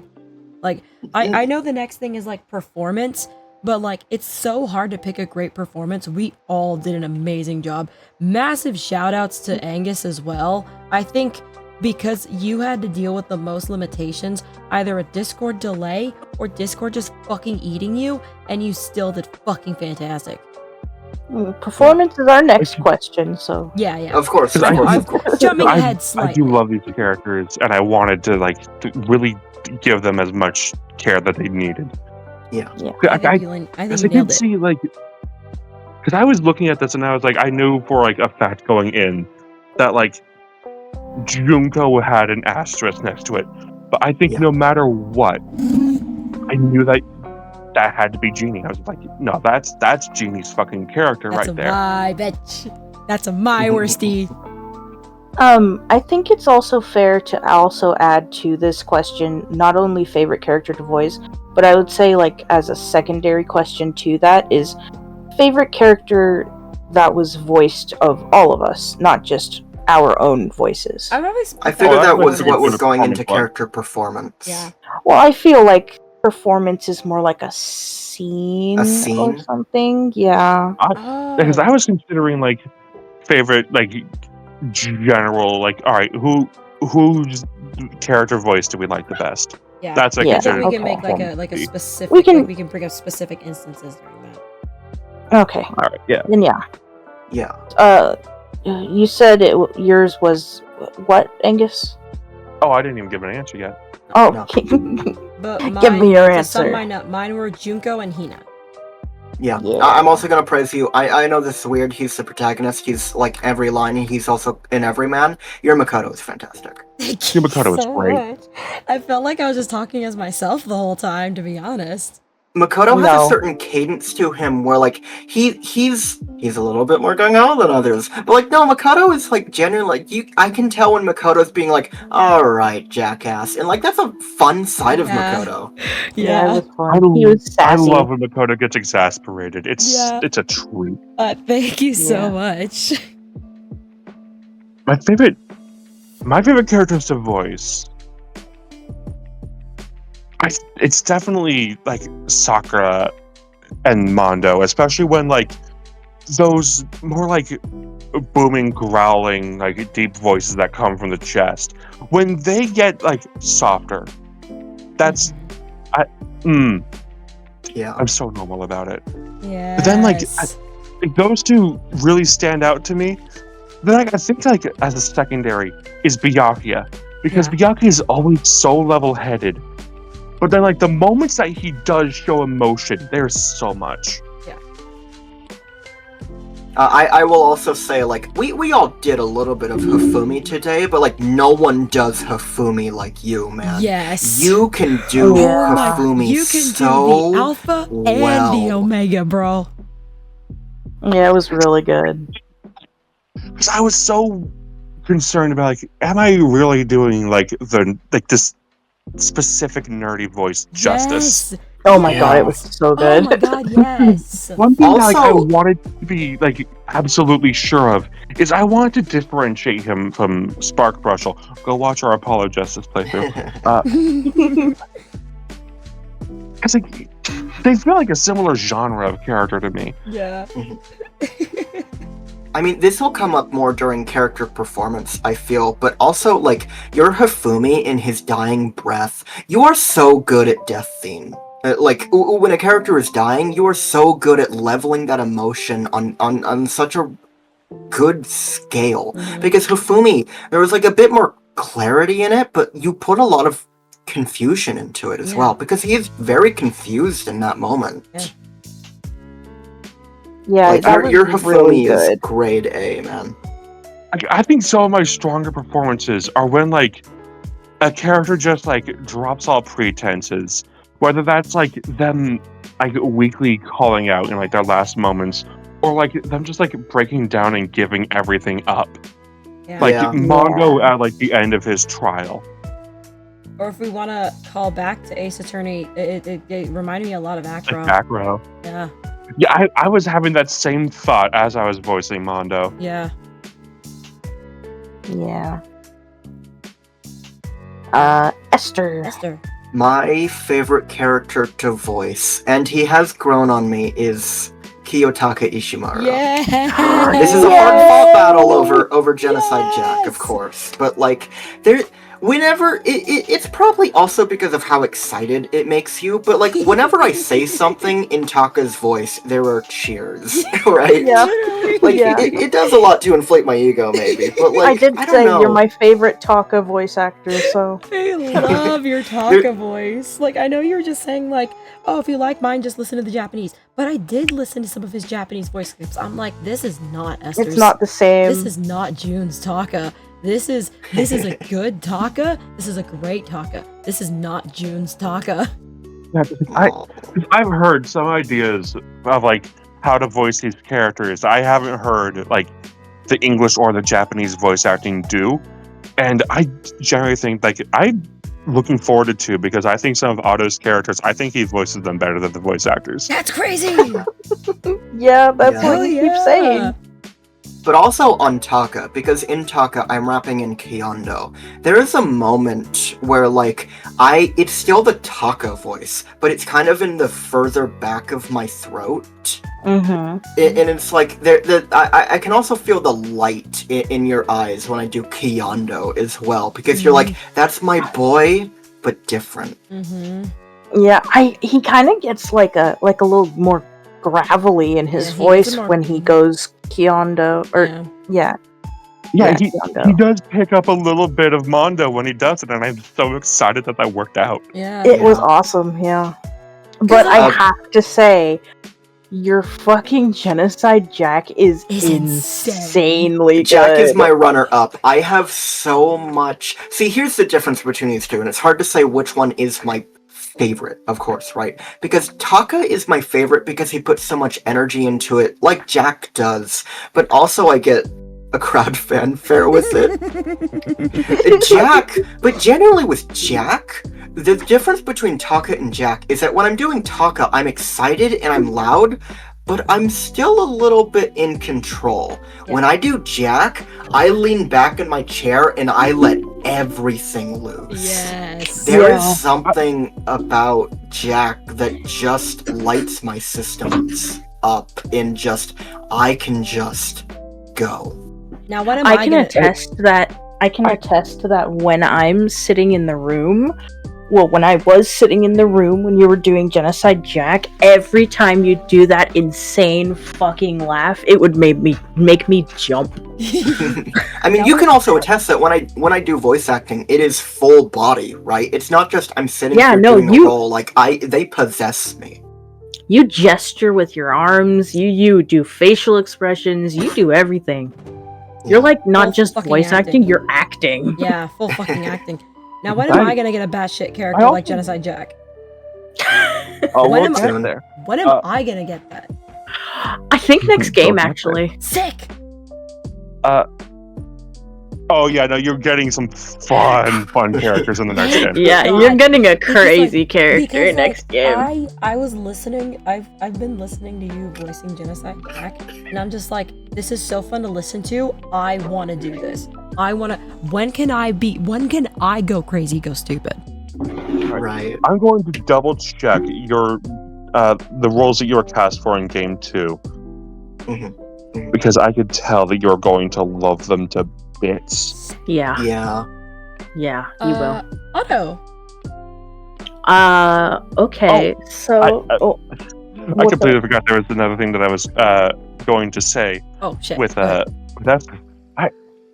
I also want to shout out just like the Toko voice. Yeah. Yes. There's so much, like, the cadence and delivery to it that like it clicks. Like that is Toko. Yeah, like that's not how Toko sounds in the Japanese or the English, but like I told my brain to do Toko and that's what came out. It was Like, it's so good. beautiful. Also Kyoko. Like Kyoko was really like level-headed, good, but also whenever like Kyoko gets like annoyed or starts getting snarky, you could fucking feel it. Mm-hmm. Yeah. Baby, I want you to know, I think you are the ultimate voice actor. Yeah. Oh, Genuinely. thank you. Genuinely. I you nailed all of your fucking roles. I'm not going to sell any of the rest of us short, but I think you might be the best voice actor out of all of us. Like by a hair, by a small margin. We're good. We are good. You are great. Yeah. Thank you. Yeah. Oh yeah. Jeannie, you're getting some fucking insane people in the next one. I am Yeah, no, you really are. Well, beyond what excited. I know of it, but yeah. Jeannie, you're gonna Alright. love a character so much you're gonna shit your pants. Yeah, please. Content. I think that's going to happen content. with several of these characters, but Yeah. we'll get Well, there. one in particular, yeah. We'll get there. I can assure you will have a shittingly good time. Yeah. Because even then, I kind of had that with Junko in the last trial, but I didn't get to voice her much. Like, at all. Because it was mostly voice acted, and I was so sad about it. Like, you didn't get to shit your pants with Junko. I didn't. Mhm. I did not get to shit the bed. This is the epitome of, do you want to be a pooch or do you want to be a bitch that shits? Yes. Otto, who were your favorite? Otto. Who were your favorite? Well, I think out of all the ones I did, including the ones today, I think I had the most fun with Chihiro. Yeah. Chihiro. Yours was Yeah. great. Yeah, I I'm had a glad that lot I of let you fun. take the reins on Chihiro as well. Because I knew I did you have- could do it. But I also, like, what I did with Dio was also really cool, but it was very short-lived. But I was still, like, really shy at that point. Mm-hmm. Yeah. But also, I have to say Monokuma, Mm-hmm. because Of course. one, it was my main boy. Yeah. But, like, I remember being so shy about it at first. Yeah. And, like, being all quiet and, like, sheepish. And then gradually I became Yes. what Monokuma was. Yeah. And, like, I I do remember you guys saying, like, in chapter 6 that, you know, Junko's actual voice doing Monokuma was pretty similar to what I did. So that's kind of cool. Yeah. Mhm. So But I will say, your performance as Daya like even like as like brief as it was, that like actually gave me chills. Like I was on the verge of just like completely breaking character and just like dropping everything. Just holy shit! Yeah. Really? Oh Yeah, good. no, it was really good. I showed it to you. You I did, gotta watch yeah. it over again. I'll and have to watch refresh, it but again, yeah. I do remember it being great. Yeah. I just don't It was- remember it it- quite as clearly. I remember giving him like kind of a southern accent. A little bit, I think. I don't know why, but yeah, that's what happened. But he had like a really gravelly kind of low voice. Yeah. I also distinctly remember you guys saying that he didn't sound like he was dying, but that's okay. Yeah.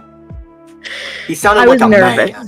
Sound like I'm. Yeah, he did sound Okay. like a man. Yeah. All right, so with the changes that we've done to the questions, I think there's no longer any question with what our like most of our favorite performances is going to be. Really? Really? Yeah, it was outside of like which performances from like the others did you like the most. I think there's definitely some moments where like the voice acting shined for us. Yeah. Yeah. But Yeah. I think we should go around and say one thing about each of us that yeah. I think that would be fair. Affirmations. Like I Yeah, think, affirmations. let's name a favorite performance from each person here. Yeah, that's what I'm actually. saying. Yeah. Yeah, of course. I Yeah. like that a lot. All right, I'll start. We'll go in like the order of like, I guess that we're answering. So I guess my favorite from Angus. So it'd be like for me. It would Well, go, hold on. I think you should start with yourself first. Oh, me. Yeah. Okay. Yeah, you Oh. count. You are part of the You know, cast. yeah, Oh, no, okay. I thought we were yeah, talking we about should anyone separate, other than like- ourselves. Well, like, because that would be who like do we our- have the most fun voicing, and like who do we think we voiced the best? Because that is two Yeah. different questions. then Yeah. I think it would What be performance we did the best? I Yeah. think it would be Hina, and it's mainly because of the chapter 4. Yeah, like that whole breakdown. I watched some of that back. I genuinely sounded like I was crying. I wasn't crying. I Angus was can crying. attest. Did. Angus can I attest. was wasn't also crying. crying. I was not crying. Like you Like you I- channeled the exact same energy that I did when I was doing acro, but in like the more like a properly aggressive tone that like it's peak. like that. I think, great shit. Otherwise, I mean, I'll take everyone else's words for it. That my Makoto was. I mean, I the whole time I thought I was just kind of voicing myself, but like I'm looking back on it and I'm like, wait, yeah, I could feel there were points where like it wasn't me talking. That felt like Makoto. Like You had a really kind of exhausted sound to your voice when you did it. Yeah. If that makes sense. Like Yeah, no, you were I know exactly oh what you're man. Like, guys, can we just can we focus, please? You sounded Yeah. like you were living through the Killing Game in real life. Yeah, it was great. I'm so glad that Makoto didn't feel like Phoenix right to you. I'm Yeah. so glad. Like that was one of my biggest fears is that Phoenix is kind of just me. Makoto is kind of just me. I was worried they were gonna sound really similar, and I hope I did them enough justice. Like I know there are a lot of voice actors who have roles that sound similar, like Chris Sabat. I'm so sorry. Chris Sabat. Like pretty much Chris Sabat has very flexible vocal performance in DBZ and that's about it. But yeah, I'm glad that they sounded distinct. And yeah, it was very nice. It was especially the fucking toxic yaoi bits. That was the most fun. Yeah, it was a lot of fun. How about to keep this consistent and to keep each of us clear in our memories, we go in a round. So we each say something about Jeannie, starting with Jeannie, and then we each say something about Angus, starting with.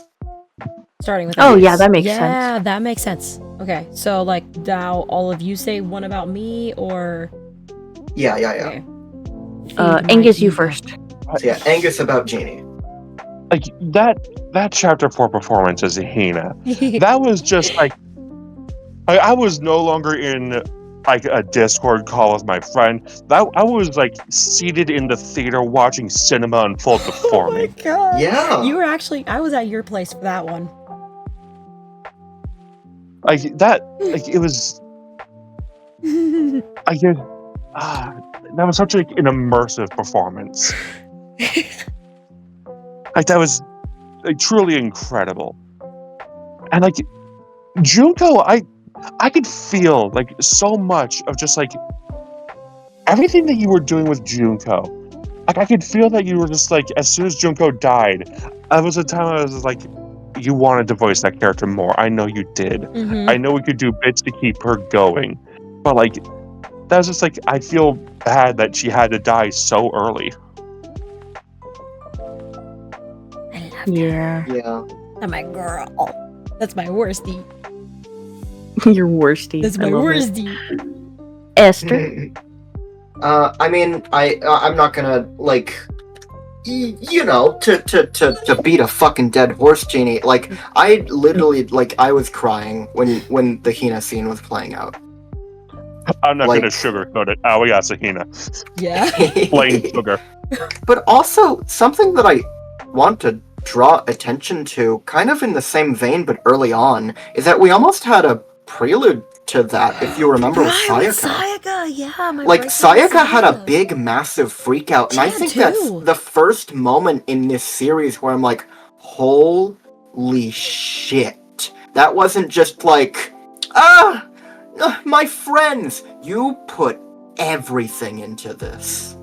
And, I mean, it was amazing.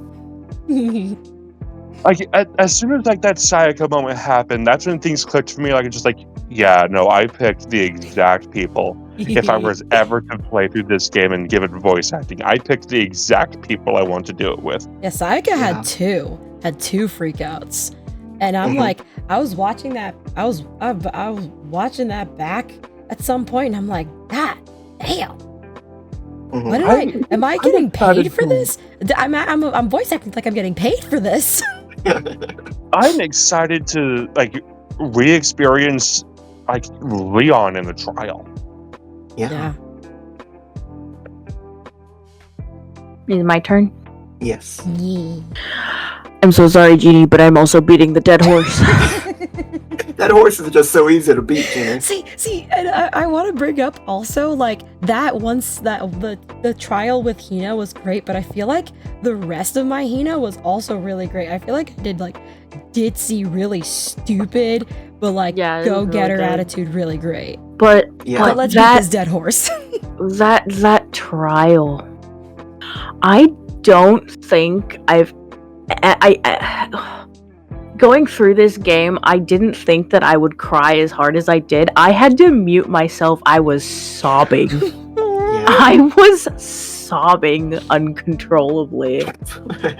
Like I was my crying pretty much during it, yeah. big heaves of air, just oh my god, oh my god. I guess you could say big heaves Like- of air. Oh my god. You're gonna beat the fuck out of you. But no, the delivery was just insanely good. Like, I felt like that was just Hina. Like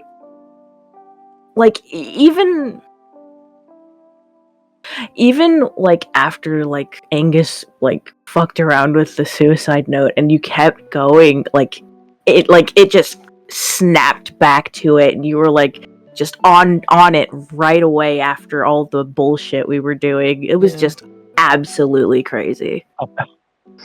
I couldn't help myself with that suicide note. The fact that every Yeah. other line was voiced. Yeah, It was really that shit was funny. so funny. But no, I also have to say, like, I really, really liked Leon's freakout as well. Like, I thought that was really interesting. Like, him going, stupid, stupid, stupid, stupid! Like, Well, I unfortunately It was didn't really voice good. That. Yeah, that was voiced, but That you was did voiced, get to but voice you did- Leon after. Yeah. yeah. Which I think You were I still, think I did like- pretty good. Yeah, Because you were one- like, Go ahead. Sorry. yeah. Sorry, you were just like, I don't know, it's really good. I think I But got like, the he de- did do the stupid thing again after that, so. Yeah, I got. But I thought this was really awesome. I think I got the desperation of Leon. Like, there's one line I gave her. I'm like, yeah, it was self-defense. Like, it was like I had no choice. Yeah, Like, no, that's the line I'm talking about. That Yeah. one was really, really good. You sounded like you were desperate for Yeah. any grasping at straws. Mhm. Like, it was really good. Mhm. But also, yeah, the Sayaka was awesome. That's when I first realized, like, oh shit, Jeep can actually voice act. I'm kidding, but you know what I mean. No. After you've been watching so much Ace Attorney, you're like, oh my god, when is this gonna get good? I'm so happy to go back to Ace Attorney. I'm gonna take what I learned from this game and put it in Ace Attorney. Oh my god, my pussy's gonna be popping. God. I feel like this game does make us voice act emotion a lot better than Ace Attorney ever did. Yes. Yeah. Somehow. It's Definitely. because Ace Attorney's a courtroom drama. There's not a lot of room for emotion besides Yeah. a few Like, Ace moments. Attorney is us reading off a script. This is us getting into character. Yeah. Yeah. All right, Angus, what was your favorite performance of Angus. yours? Well, don't we start with Genie? We start with Genie. Oh, no. Genie Start with Angus. Oh, Yeah, Genie Angus. I thought and we then were like starting with ourselves and then like doing the rest Oh of yeah, us. let's do that then. Let's do that Yeah, then. let's Start do with that. Angus. that makes sense, yeah. so then we'll go Esther, Otto, me. I am like amazed that like I was not expecting any praise for Hifumi Yamada. You Yeah, did that you did scene of great. him like reawakening so well. Yeah, that was so Because I good. know- And every lead up to that, like you did like pained, like I'm dying Hifumi so great as well. I love when like a dorky character gets serious and when a serious character goes soft. Mm-hmm. That's just it's the fucking serotonin like nothing. Mm-hmm. Like I think I like peaked with like Sakura and Mondo. Like Sakura, as much as I was like fucking around during the suicide note, I felt like I was also like giving that like the weight that it needed. Yeah. You were Yeah. somehow doing both? How the fuck did you do that? I hope to God that I did Byakuya okay. Because like, Yes! he's so I think you level-headed. did. When he Mhm. gets into like a smarmy, like little bit of like a bitchy jackass kind of a mood, I hope I saw that. I hope I saw when like he starts freaking out, breaking down, and just like, what are you talking about? Like Yeah. that, like if there's any performance like I feel like I couldn't do as much justice as I feel like it deserved, it was Yasuhiro. Yeah, I could see that. I can see actually that, disagree. But I You can did see that Yasuhiro slightly. really well. I could see that, like, where you're coming from, but I also think you did Yasuhiro very well. Like, I would say he's I've- your weakest performance, but I wouldn't say he's a weak performance. Does that make sense? That's the thing, yeah, is that like I don't even think that like you did Yasuhiro poorly. It's just like you're stacking Yasuhiro up against some of the greats here, Mhm. right? And like sometimes Yeah. when you're just playing a dude, you know, you don't really think back on like greatness tied to that. Yeah. he's a guy. I feel like I nailed him panicking pretty well. Yes. Yeah. It's just like, generally, I'm just like, he's just some random fucking stoner off the streets. Yeah. Yeah. Also on Byakuya, and this is a big reason why I wanted us to voice the trials, not the non-stop debates. Dear God, no. I understand we could not have done that, but at least in the trials where there is text to read, even though it is voiced, I wish that we voiced that because, unfortunately, your Byakuya performance, you know, most of Byakuya's big standout moments are unfortunately voiced. Yeah. I think You for know the what? next game, maybe we should do that. Yeah. Yeah, I think we let like the voice actors like do their take of it, and then we just like give it a good one. Yeah, I agree. Or we can see about Because, turning like, the voice Byakuya- volume all the way down before trials. Well, again, I'm not expecting us to do the non-stop debate part of it. That That's needs true. voice. Yeah, because Byakuya, if there's any point that I wish I got to voice Byakuya, it was the trials. Yeah. Yeah. Not like the debates, just like the like talking between them. Yeah. Yeah.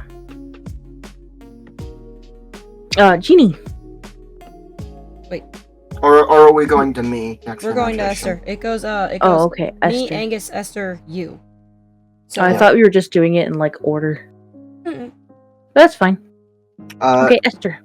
Yeah, I mean, I said it before, but like Hifumi's death and everything leading up to it, man. Like, Hifumi is such a fun, goofy character, and like you said, when you take a fun, goofy character and you make them serious, like, you put such a good spin on like Hifumi like waking up again and just being like, where am I? What's going on? Like, it was tragic. Like, you because I know what's going on, of course, no one else does, but I know that's Hifumi getting his fucking memories back. And like, the way that you did Hifumi there, and just like his moment of bliss and knowing that he's with his friends at his final moments and trying to piece together what's even happening to him, it still blows me away.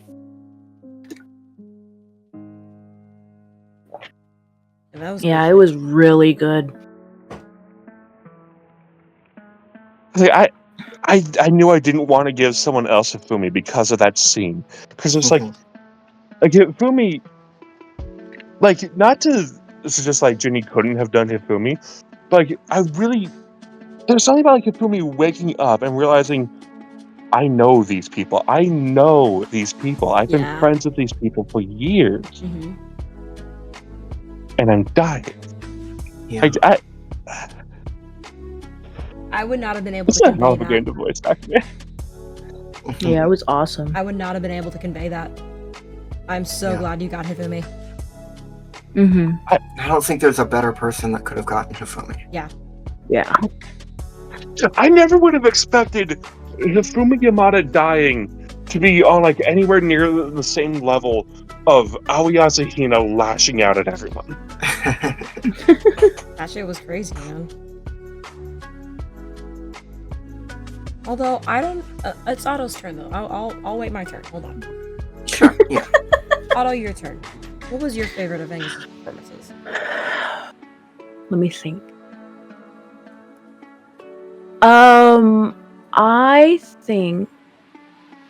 I think my favorite of Angus's performances was Byakuya saying that he was backing out of the game. Yes. Yes. Definitely. The smugness that he was giving Monokuma was just chef's kiss. I love so much when like Byakuya just like turns his hatred towards Monokuma. Yeah. It was awesome. But I have to also say Yasuhiro was my second favorite. Cause like I do agree also that scene with Hifumi was absolute peak, but I really loved the stupid, like, dorky voice that you gave Yasuhiro and how you handled his little freakouts, like, oh, it's a ghost. Like, yeah, you did Yasuhiro great. Yeah. Yasuhiro was really good. Friendly fucking reminder, Angus has been working either with Discord muffling him or on a fucking huge delay and still gave us fucking peak. Yeah, it was awesome. Like, a big standout moment for Yasuhiro with me is of course just like, the chickens! Like, that entire chicken talk is just Yasuhiro peak, man. Yeah. Yeah, it was great. There are 5 chickens, Makoto. There are 5 of them, buddy. I think for me... 5 chickens? 5 chickens? I one more thing. I did really enjoy like him explaining that his hamburger got abducted by aliens. Yes. That was really It good. left behind only pork. Yeah. I've seen in this game and I love it. Yeah, it was great. My favorite performance of yours is either a toss-up between Mondo or Sakura. Sakura, because I think, like, you, like, And your voice for her was just flawless. It was just amazing. Like, especially during the suicide note scene. Like, just amazing work. Like, it seemed like you took what you heard from the voice actor and ran with it and took your own and put your own flair into it. That's what it felt like for me. Like Sakura, I definitely took like heavy cues from like the voice acting that I had heard from her. Mhm. I just like somewhere in the back of my mind, like I don't know why I wasn't never really like concerned with Byakuya because I felt like Byakuya is going to be Byakuya no matter what I do. Uh-huh. Sakura and Mondo were the ones that I really was just like, I need to perfect these two. Mhm. I need to sell who these two are. Yeah. Yeah. Mondo. I mean, yeah, Mondo's great too. Sorry, I don't mean to sidestep you, but like Mondo's not like officially on like any of our list so far. But like that's not to discredit Mondo. Mhm. Like Heck that no. entire final scene of Mondo just being I like, was- you know, after the trial, just like I'll explain everything. That's what I was gonna Just- bring up. Yeah. That's what I was gonna bring up. That was like Acro 2.0, dude. Like Yeah. that shit that shook me to my core. Just Yeah. There's I so killed him. much. I killed Chihiro. Like, I- God. I loved voicing Mondo in that moment too. Just like I knew he still had to have like the fucking like little bit of a growl to him, but just like keeping that, but without any of the fight. Yeah. Yeah. Like that. Yeah, that was really good. That was great. That was great shit. That was really good stuff. Yeah, it was. Like that, those are the standout two for me. But Hifumi is definitely a good runner-up. You got the alpha and the omega. Like Esther said, like for the reasons of knowing the plot, I don't think anyone else could have voiced Hifumi. But I also think you just have the best voice out of any of us to do Hifumi, because you can get that nasally nerd voice, but you could also get the alpha and the omega. Like Yeah. Not just the two separately, but the two like they feel like pieces of a whole. Like they are both Hifumi. Yeah. Yeah. I'm amazed at how smoothly I was able to transition between the two at times. Yeah. Yeah. Yeah, it was awesome. All right. Esther. Esther. Now, this may not come as a shock, but I have rewatched this scene a few times, and it still kind of gets me sometimes. But Taka going Super Saiyan and turning into Kyondo. Yes. The yell, I've listened to that a few times because Otto made me re-listen to it, and I'm like, I don't get what the big deal is, because I'm kind of out of it when I'm voice acting, right? Yeah. And it's like, yeah, I'll listen to it, whatever. The yell I put into that is pure 100% like fucking Taka. Taka. It was awesome. Yeah. I had to make you re-listen to that because you didn't understand. Because you when you go into like character mode, and there's no memory after. like Yeah. you do it with D&D too. Yeah, I knew I yelled there. Like, it wasn't so much like I didn't remember anything, but I didn't realize until rewatching it just how much of that really was just pure, just like letting loose emotion. Mm-hmm. Like, Yeah, no, that it wasn't just like a so voice good. acting scream. That was Taka screaming. Mm-hmm. Yeah, it was. And also the smooth transition into like his shitty little laugh as well, and the smooth voice change into Kyondo like nothing had just happened. Like That's I don't like crazy putting shit. myself on a pedestal, but like It was you guys awesome. have told me that I am really well at keeping my composure and transitioning into one thing into the next. And Yes. if there's anything that made me really open my eyes to that, it is Taka into Kyondo. Yes. Yeah, that was awesome. On God. Like, I know obviously through bits that I can, snap back into it like nothing's happened, and I kill you with a lot of my running jokes doing Yeah. that, but this is that, but reflavored into content. Yeah. Genuine. Oh. Not to say the rest isn't genuine voice acting, but genuine voice acting. Yeah. Genuine emotion. Like, it Yes. was crazy. Like the way that you like get like sort of like possessed by the characters is astounding to me. Yeah. Like I think the only times I get close to something like that is when I'm doing a scene like Mondo giving up Orifumi on his deathbed. Yeah, that Yeah. was me with Hina, and me with Aika. Yeah. That is the character taking over. Yeah. And it's so powerful every time it happens. Mm-hmm. Yeah, it's awesome. So like to be able to do that every time you voice act is amazing. Yeah. Well, I mean, like, it does have some downsides, because, like I said, quite often, this happens during D&D all the time, I will have to ask Otto what happened, because I just don't remember. Yeah, that's true. That's gotta be inconvenient. like it's like really it's like a blur. It's like I know it happened, but I don't know what happened. Yeah.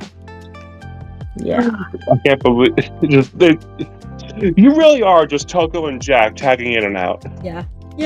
But with, Yeah, I mean, like, a apparently billion Otto characters. has told me. Otto, I mean, granted, I mean, we did say this game is 10 years old, and that is not a very good, showing of systems. But apparently, Otto did say that I do tag out with something that scares him, much like Genocide Jack. Oh. That Yes. I do not remember at all. Yes. So the memory loss thing, apparently that's real, because I don't remember anything. You ask Otto about it. I don't know if we want to talk about that on stream. No, of course not. Yeah. No, yeah. I definitely. didn't But think so. it's a little scary. Okay. Anyways, is it my turn? Did you have more to Is- say, is- Esther? No. I have to say the Kyondo performance was really good. Yeah. But I have to give it to Genocide Jack's introduction. Yes. Mm. Yeah, that was insane. The voice that you just Genocide Jack's voice in general, but Yeah. for the first time hearing that voice, I was like, "Oh my god, what the fuck?" Were It you was with me? Awesome. I think I was. I don't remember. I'd have to rewatch it because you can kind of tell. Yeah.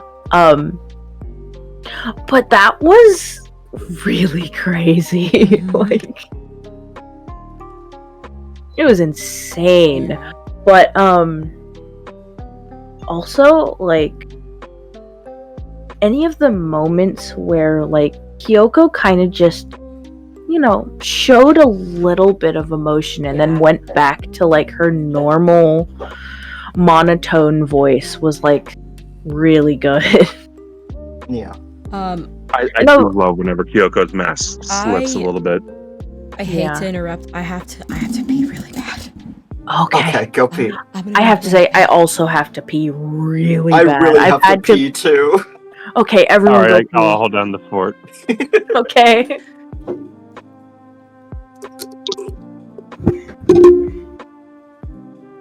I'm so curious. Do we have any viewers right now? I need to know.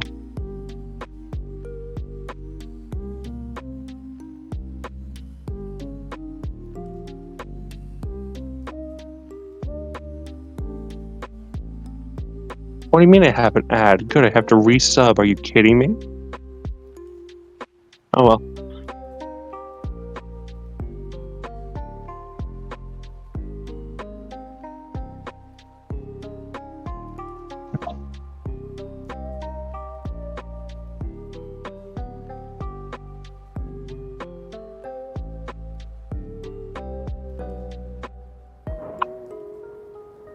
I'd ask how Twitch chat is doing, but I'm the only motherfucker.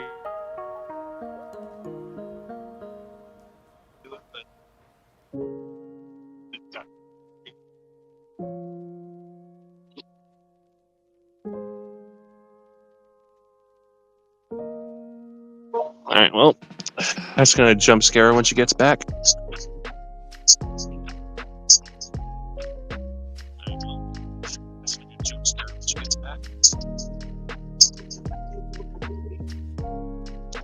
Alright. I'm back. Hey, you missed a sub. I am back. Oh, you subbed, I see. Who sub? Sub was me. I had to resub. Oh, you I had showed to up, resub? I had to watch the ad, I audioed in the meantime, and then I have I to will rewatch say- everything. Yeah, I will say I did realize because on previous streams I had been thinking like, why is Genocide Jack so different from Toko? Normally when I do stuff like this, they have the same voice. It's really weird. But I realized today doing the free times, no, they do have the same voice. It's just that Toko is like really shy and kind of muttery, and Jack is clear and authoritative. Jack has the same voice, just unclouded. Yeah. Like, Toko holds herself back while, like, Jack has ripped the shackles off and is using them as a weapon. Yeah.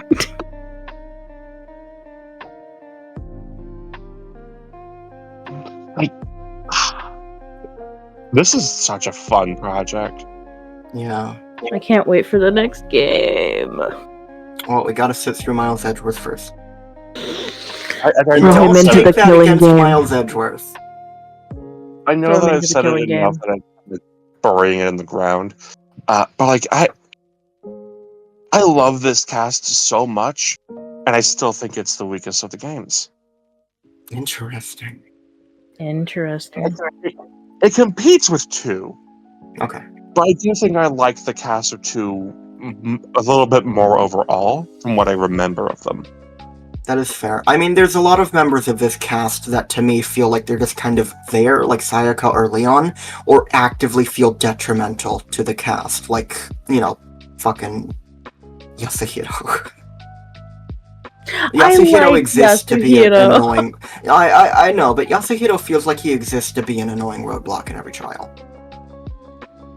I will I say, mean, there's always that one friend, right? Yeah. That one friend that wants to steal your organs. I will say there is thankfully no other character that serves as a roadblock in the trial because they are so perpetually stupid. Right.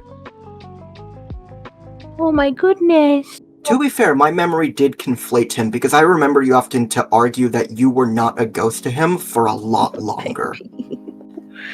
Oh my goodness. Like, that moment must have really pissed me off or Oh, something. you're gonna fall. Be careful. I did forget about Hifumi try humping the laptop. Oh my god. I just can't like believe pet.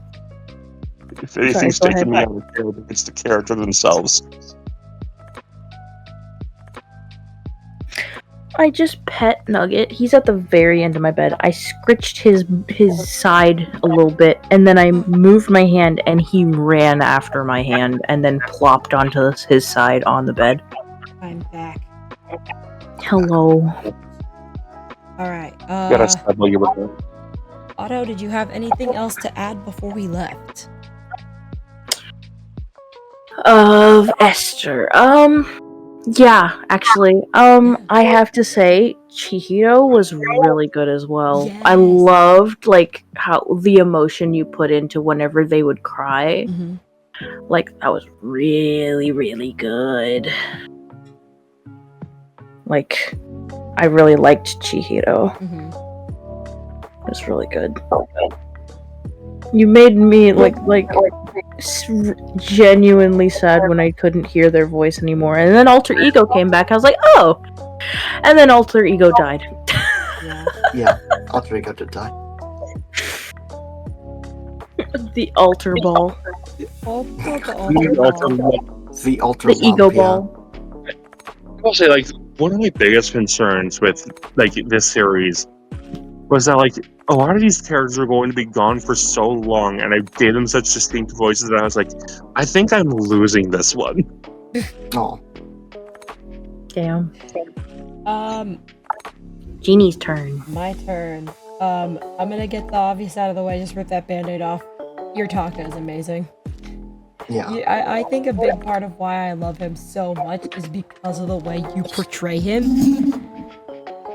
Like, you get that confidence, you get that kind of, like, it's kind of, like, this is gonna sound strange, you get that social ignorance of, like, yeah, I'm just stating the obvious, and everyone's just like, no, dude, shut the fuck up. Stop! You're being a jackass. He's like, but You know, I've never considered social ignorance to be like something that like I portray into Taka, but no, you're definitely right. yeah. Because he's just like, okay, we're gonna do this. We're gonna do this way because this is the best way to do it. And everyone's just like, whoa, hold on. Who died and made you boss? He's just like, I'm literally do this for a living. This is what I just spend my everyday doing. Just trust me, bro. So let's rip that band-aid off. Yeah, I mean, to add on to that, I also really liked it whenever Taka was like flustered about anything. Yeah. Like he had this like you know, kind of just Yeah. I just love that. Huh? You got eaten. Yeah. You are I getting. love. I know I'm getting eaten. I'm aware. It happens. That's the nature of the game. Yeah. I love so much when Taka. Again, when Taka gets flustered, he turns into like this sad little puppy that doesn't know where he is anymore. Yeah. Yeah. It's like the one thing in media, like the golden retriever boyfriend, where like I just imagine Taka being like looking around for, I don't know, Mondo in the store, and he sees him, he smiles, and then he just marches back up to him, just like, you know, it's just so cute. I do remember when Taka has some freakouts that he does something that I don't think I've ever done before, which is that Taka does like a lot of like scream crying, where he's Yeah. like, he does. "I'm sorry." It's Yeah. just like- Yeah. Yeah, I loved that. That was great. It was great stuff.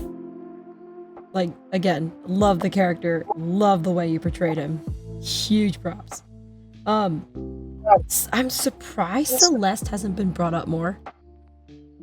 Fuck, yeah, no, definitely. Celeste was awesome. I'm surprised Celeste was not brought up more. She just slipped my mind, but no, to add on to what I said, Celeste was really good. Yes. You portrayed her so well that I hated it. Yeah. like I hated her.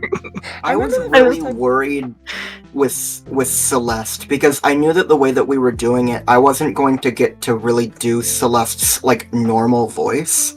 I completely forgetting that I get to do a big chunk of it actually at the end of the trial wrap up. Yeah. But like Celeste's normal voice, I think in that end of trial wrap up, it still sounds like her, of course, but it Yeah. sounds like she's given up. And even then, Yeah. there were still kind of hints of the accent, but I chalk that up to like she's been using the accent for so fucking For so long. She's probably more yeah. used to using that than her regular voice. So like Yeah. that still gets explained. Also, I do really think we missed out on hearing Esther's version of her freak out. Yeah. Yeah, during the trial. Yeah. I mean, especially compared to some of the Ace Attorney breakdowns I've done, I know I could have put my full fucking pussy into that. Yeah. Yeah. Absolutely. Oh my gosh. I don't think I regret that decision No, of for course not. handling the trials, because that would have driven us insane. Yeah. And that was game 1, and I know they do a lot of crazy shit with the text in game 3. Yeah. And of course, Genocide Jack. Just in general. Well, Yeah. Just in general. Genocide Jack. Every time I did a key, ha ha ha ha ha ha, like I could feel like everyone has to like lean away, like. Yeah. Yeah, no, it was so loud every time, but awesome. it was so fitting for the character. Like, sometimes I did have to remove my headphones, and even then I could still hear it clear as day. Yeah. Yeah. You'll hear that laugh in your fucking nightmares. Yeah. I'm also lying. My favorite performance of yours is the stick. Oh my god. No. I hate that man. I am the stick. Oh god. Oh, No. here. No. Oh my god. Bring Taka back, please. God. Thank you for watching, everybody. No! We're not gonna finish the questions, it's over. Yeah. We've had a contaminant breach. We had a SCP containment breach. Oh god. SCP the stick. SCP the stick. Not even numbered, just the stick. The Oh. stick. Yeah. Angus' Angus. turn. Angus. All right, because oh my god, like most of your performances, I just like, especially like, I will say my favorite performance from you was, without question, Toko and Jack. Yeah. Like, Yeah. you blew my expectations for what that character could sound like completely out of the water. Yeah. Yeah, Dead it was ass. awesome. Like, everyone was like bracing for impact and like leaning away whenever like Jack was about to let loose. I was fucking like leaning forward in my seat, like, yes, more. Give me more. Walk that fuck. Like- Fuck. Like, Taka, like, if anyone was going to sell me on Mr. Kiyotaka Ichimaru, it was going to be you. Yeah. And then there's Celeste. Like, I do think Celeste's breakdown is like the one thing that I regret for like just us not voicing it. I would have loved to hear an Esther. Celestia, goddamn Rodenberg, damn it! I can't do it. My voice is so fucking weak. I'm not doing it at 4 a.m. No. Yeah, Please it's don't do it right almost 4 a.m. Yeah. now. God.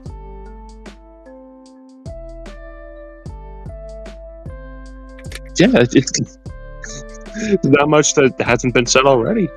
Yeah, no, for sure. I'll say it again. I do, like, I think it's the method acting, like, quote, like, that's the best way I can describe it is method acting, when you just, I can imagine you just, like, slumping in your chair and then just waking up as the character and be like, alright, let's do this. Like, literally, I think that's what sets you apart from the rest of us. We can't exactly do that. I think I get close sometimes, but it's Same. not quite there. Yeah, same. Otto. Otto. Oh, it's my turn. Yes. Oh boy, oh boy, oh boy. Let me think for a moment.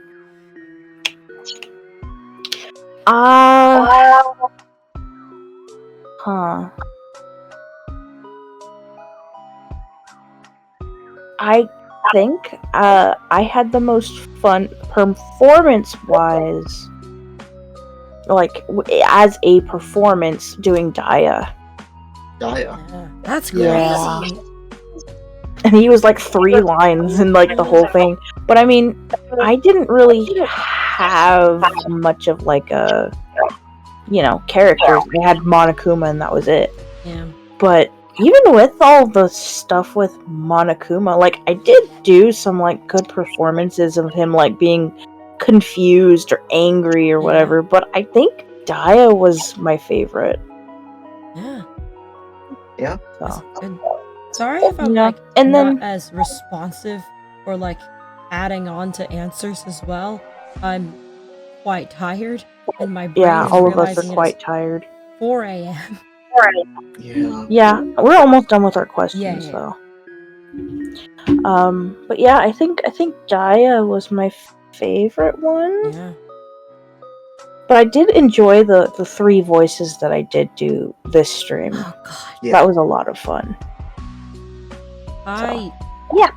Yeah.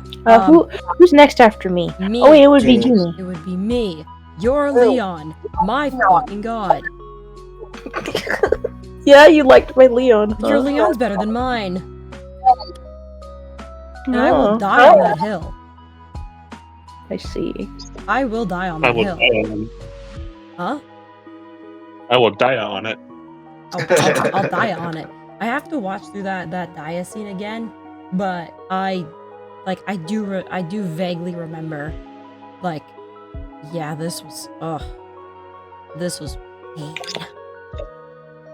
Pain, yeah. Pain. Yeah, like you like today especially, you got to show off what you've learned with voice acting in like, let's be real, a very short amount of time. Like compared to us, like we've had like 4 Ace Attorney games to fucking practice, and we showed a lot of our flexibility today. Or not today. We showed a lot of our flexibility in this series. You did that in just one series. A series that you didn't even start with. You joined in the second stream. You only had Monokuma for the longest time. And then you voiced 3 of our characters today. And it is very impressive. I do also have to say I did like the one line that I did of Byakuya. Yes. That was also really good. Yes. Yeah. I do. I know it's like I'm going back to previous topics and all that. I think the closest thing to like Hifumi sliding in and out of the Alpha and the Omega that I've done before was fucking Gael Dune. Yeah. Oh, really? Like just dropping like the crazy noodle man and going into that's a doctor but still the same guy. Yeah. Yeah, I think Leon. I think if I and tell me if I'm being a little bit of an asshole. I think should you be voicing Monokuma in the future, I want you to try and challenge yourself. Try to talk a little bit faster. Your Monokuma did get kind of slow at points. Yeah, I know. I was noticing that. I want because I was having like trouble like processing what I was reading at the same time. That is fair. Because usually I have to read it first and That's then what I do do. it, but I was trying to like read it as I was saying it so I could keep things moving. Yeah. And that's what made me like mess up so much and also like read kind of slower. Yeah. Yeah. Don't Yeah. like I think you should if you need to read the line a little bit before we move on, do that. Like I just genuinely want to see you improve, and I think if you could make it a little bit faster, like you heard all of our Monokumas, we were able to be really snappy with it. I think if you could do that, oh my god. Oh my god. When I voice act, I tend to skim the line and then I go into it. I think there are a few characters that don't do that just due to the way that they speak, and that's Taka and Kyoko. Yeah. Taka and Kyoko, I don't read the line, they just go. They go and they never shut up. That's strange for Kyoko. I didn't expect Kyoko. It's because Kyoko's so monotone rhythmic, right? Yeah. Kyoko's just like da da ba ba da da ba ba ba, right? Yeah. Oh, my phone just reset. Not reset. but restarted for some reason. Cool. Anyway. Angus.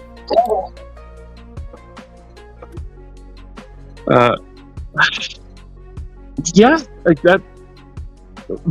Like I know that you like barely had any voices, and like if we knew that like he was going into this, if I knew that it was going to end up like this going in, like I definitely would have given you a few more, because I feel like you. Honestly, I do think you've done some of these characters better than the rest of us. Yeah, you did Leon better than me. I'll say that. Damn.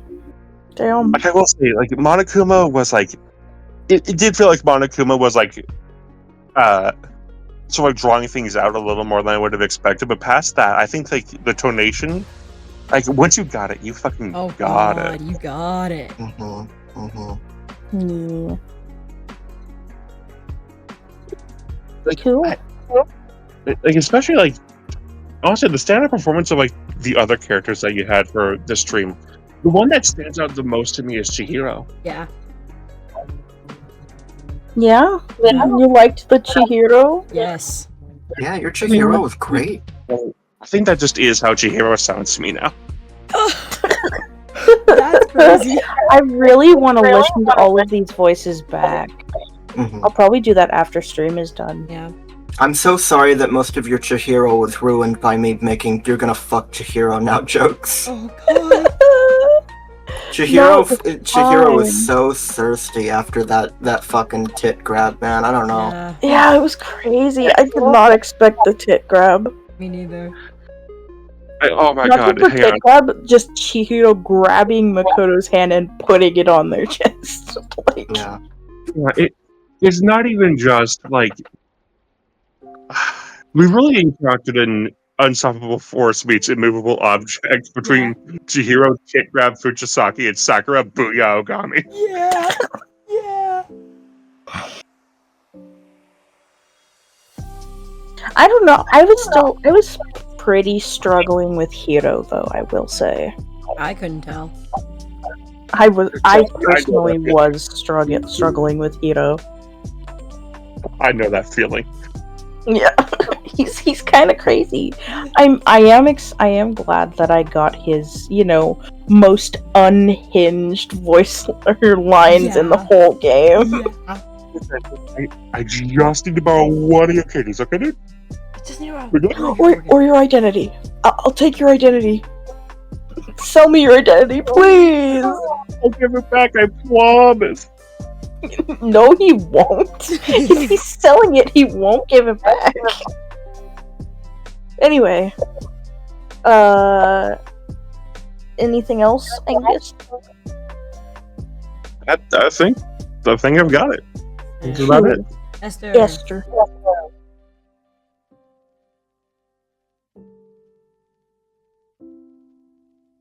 Uh-oh. Esther, did you die? Did I fall asleep? I do not know. Esther! Uh-oh. Uh-oh. That's it. Esther! That's your back in garbage. I'm on my phone. Oh, you're getting eaten. I heard I'm on my phone. Oh. Oh, Fantastic. yeah, that's very bad. Oh. My internet is dead, guys. Huh? Huh? It's currently restarting, so I'll probably be back moment. Oh. Oh, so we'll just wait until you can. You said your computer died? My Yeah? Oh, my guess is it maybe started for Computer. updates or something. Yeah. beam. Just text me, baby, and I will relay the information. Can you not hear me at all? It's Oh, really bad. It's Really worse than badly this. muffled. I mean, what good is a phone if it doesn't fucking work, huh? I mean, I we've know, been right? experiencing all of that with Angus. Is that what I sound like? Oh my god. Yeah. Well, no, it's not that bad. Oh, yay! What? What? Oh my god. I think I heard yay.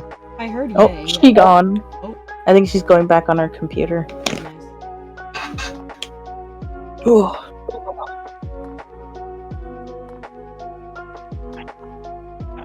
Yeah, no, that's kind of what you sound like sometimes, Angus. Yeah. Like, it's that bad. Like, when we tell you you're underwater, that's kind of what you sound like. Okay. It's pretty bad. That promise Welcome me. Hello. We- Hi. Hello. So because you could not hear a single word I was saying, apparently, I said my internet just suddenly died. I don't know why. I still have power. Oh, Oh, weird. that's weird. Happens sometimes. Yeah. Anyway, I have no fucking idea what I missed. Nothing. I've been waiting for you. Yeah, we waited for you. Okay. Angus gave his thoughts on Otto's performances, and now it is your turn. Yeah, the last thing that I have written down is that Angus has Chihiro, but I don't have an explanation, because as soon as he started talking about it, I died. Oh. Oh, Yeah. like I think that just like is how Chihiro sounds for me from now on. Okay, yeah. I did get that down at least. Yeah. Sick. Yeah. And then I said that I kind of struggled with Hiro. Mm. Yeah, we have I the did struggle with insufferable Hiro. Who doesn't struggle with Hero? Jesus Christ. God. We do have the unstoppable force and the immovable object with Chihiro tit grab Fujisaki and Sakura Booyah Ogami. Yeah. Yeah. But no, I don't know how much of anything I was saying was picked up, but the last thing I said was, "Oh, the light turned white. It's back! Yay!" Yeah, we did. We heard, yeah, That's it. Honestly, like, listen, your three new ones are great. Leon fucking knocked it out of the fucking park. Chihiro was like, it's funny to be in this situation, right? It feels like, that kind of senpai kohai kind of a situation, right? Yeah. Where it's like, this is my character that I'm passing on to you. As selfish as that sounds, it's like looking on and being like, oh my god, you're doing such a good job with my little baby right now, right? Mm-hmm. It's just like all of my dreams and aspirations passed on to you. I'm so But, excited yeah. for games where you have your own wings to fly on. Yeah, of course. But like the big one of that, of course, is Monokuma, right? Like Monokuma was all of our blunt rotations that kind of got conglomerated into like, well, Otto doesn't have anything officially for this, and Otto's officially with us, so let's just throw it off to Otto. And we got to see you grow in real time through Monokuma. Like, I don't think we've ever seen anyone grow. Monokuma went from like, oh, I'm Monokuma, hoo hoo hoo hoo hoo, to like you at the end there, like, I'm Monokuma, get out of my way! Like, you grew so far with Monokuma in such a short amount of time. And to be fair, I think we did all coach a little bit on Monokuma, just in the fact that we voiced Monokuma for you to listen to before you did. But, like, your Monokuma grew exponentially since the first, like, in-between section of, like, Monokuma Theater that you voiced, and actually just full-blown voicing Monokuma. Like, I don't have, like, a set scene for Monokuma, per se, but, like, honestly, like, I will admit, I was worried about your Monokuma at first, because, yeah, it was a little slow, and it was a little, like, Monokuma's monotone, of course, but, like, it was a little too dead. Playing it straight.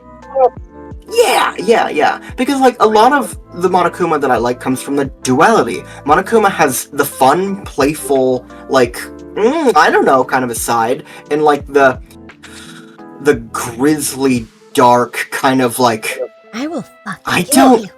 Yeah, I don't really care what you think, kind of a side. And, like, you were playing up you were doing one at a time, of course. Like, it's unreasonable to expect you to nail off of the park apropos of, like, just, like, the first few things that you do with it.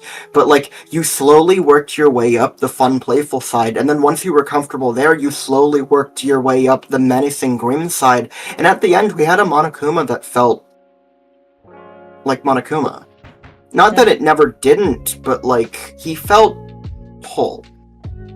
It felt like we had passed the torch on to you, and you had not only took that torch, but taken it further than... Who the fuck just chased?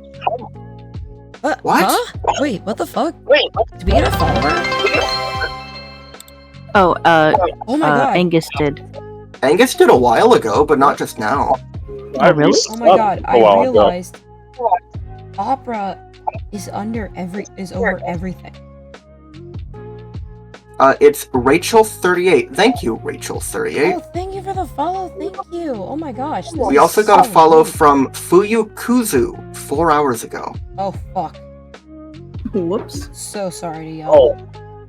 You know what? We'll get into Fuyukuzu, don't you fucking worry.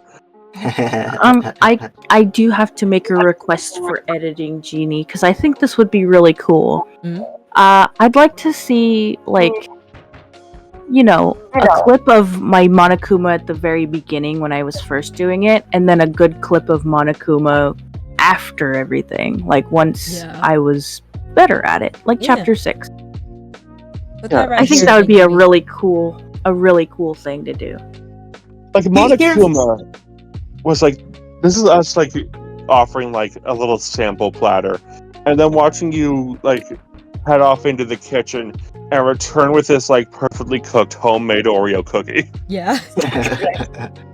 Here is a scene that I remember with Ernest of Monokuma. If I put a scene to it, like a performance, a scene, right? When Kyoko came to Monokuma with the bet, you played up "Why the fuck do I give a shit about your bets?" into "You little shit. Fine. So great, baby." Mm-hmm. I do remember that. Yeah, I am actually really happy with that. Yeah. I think that was I agree. That was so great. That was like, that really showcased. That was also, I think, the point where I'm like, okay, now I want to see him make his Monokuma faster, because when he would make the bear puns and you would, you made the last one and you're like, okay, enough bear puns. I'm like, hold on. Imagine if he just like did the last bear pun. It's like, okay, enough bear puns. Let's get to business. Like, yeah. Like, I feel like that was supposed to be a little bit faster. I don't know why this one stands out to me right now, but it's just the one that does. But I think that's the one where I'm like, all right, let's see you grow more. Let's see you. Well, yeah. Like I said, my limitation there was that I was trying to read the line say the line as I was reading it. So. Yeah. But if not so much a limitation in your abilities, just like literally at that moment, it was like, you know. Again, not to discredit you. Like, no. Like I appreciate the I was gonna say criticism. Is that the same thing? I would say constructive criticism. Constructive criticism. That's what I'm looking for. Yeah. It's a push in the right direction. Yeah. I loved your Monokuma, and like Esther said, it was so fun to watch you grow in real time. Because like I said, Esther, I don't know if you heard me say this because you might have been dead, but we have had Ace Attorney to help us with our voice acting and our playing with our characters kind of roles things. And then this, where we truly got into character, we got to fucking have fun with it. Otto did that in one series. Well, also, to be fair, Otto's been, I saw Otto bloom like this in D&D. Yeah. Because in D&D, I do, well, as I've mentioned him throughout the series, Captain Mar. He's like kind of a mix of like a Cockney, but also an Australian accent. Yeah. So I'm used to doing him a lot, and he's kind of like, oh, I'm sick of this shit kind of thing. There's him, and then the duality of my other campaign that we're doing, or the other campaign that we're doing, where I have to do a traumatized, like PTSD riddled southern elephantkin named Ilizoth. And yeah, I mean, I started out kind of shy with both of them. I was not as shy with Ilizoth because it was after I'd been doing Mar a lot, but yeah. I mean, also on that, something that you're leaving out there is that even before then, you had Azira. And I literally got to watch you blossom with Azira, because when you started with Azira, you're like, I don't really know how to do voices. I'm just going to do my own voice. And it was your own voice for a little bit, but eventually, as stuff does and it blossoms in this way, eventually she had a little bit of a cadence to her. I could tell when you were doing the Azira voice, even if it was yours. Yeah. So I guess I kind of did have a little bit of practice in voice acting because of D&D. Yeah. But not to the full extent that I was reading lines. Yeah. No, of course not. This is a completely different monster. Oh, yeah. Yeah. But this is much different. I would say that this monster has been successfully tamed. Yeah, like that's the difference between play acting, like real-time reaction, and genuine bona fide fucking acting. Mm-hmm. Yeah. And even then, we have to throw a little bit of that in here because we gotta make jokes. We gotta yes and gotta do all that Yeah, stuff. yeah, We gotta yeah. yes and this boner. You did a great job yes-anding that flagpole. Yes. Oh my god. Great job. All right. Does anyone have any more notes for anyone or? Let me look through the voice cast one more time.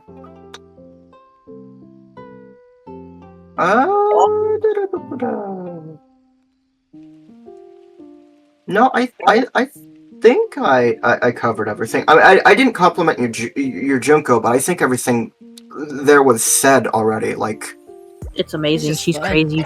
Yeah. yeah. It's just fun. Favorite execution? Oh, Favorite execution. I have to go with 1,000 blows. That shit was. Now,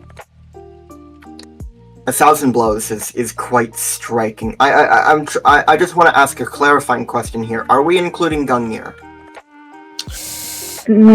I don't think so. I don't think so. think we count her as a victim, not a execution. You know what? I would. I would too. The executions are technically done by Monokuma as punishment for breaking the rules. I think in that yeah. case, Mukuro does count as an execution. I still like the 1,000 blows better. No, Like, of course. The 1,000 Yeah. blows, like they got the most violent one out of the way first to really hammer home this is not a fucking joke. Yeah. That's essentially a firing squad with blunt force. And Yeah. in the end, everything was stained in blood. There was thousands. There's 1,000 fucking baseballs. And the detail that Angus noted was that he struggled. He struggles so hard. He got an arm free.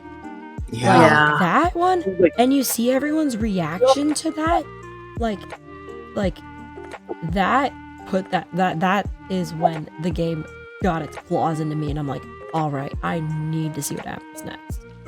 Yeah, that along with the fact that Monokuma was hitting the balls back as they bounced off of Leon.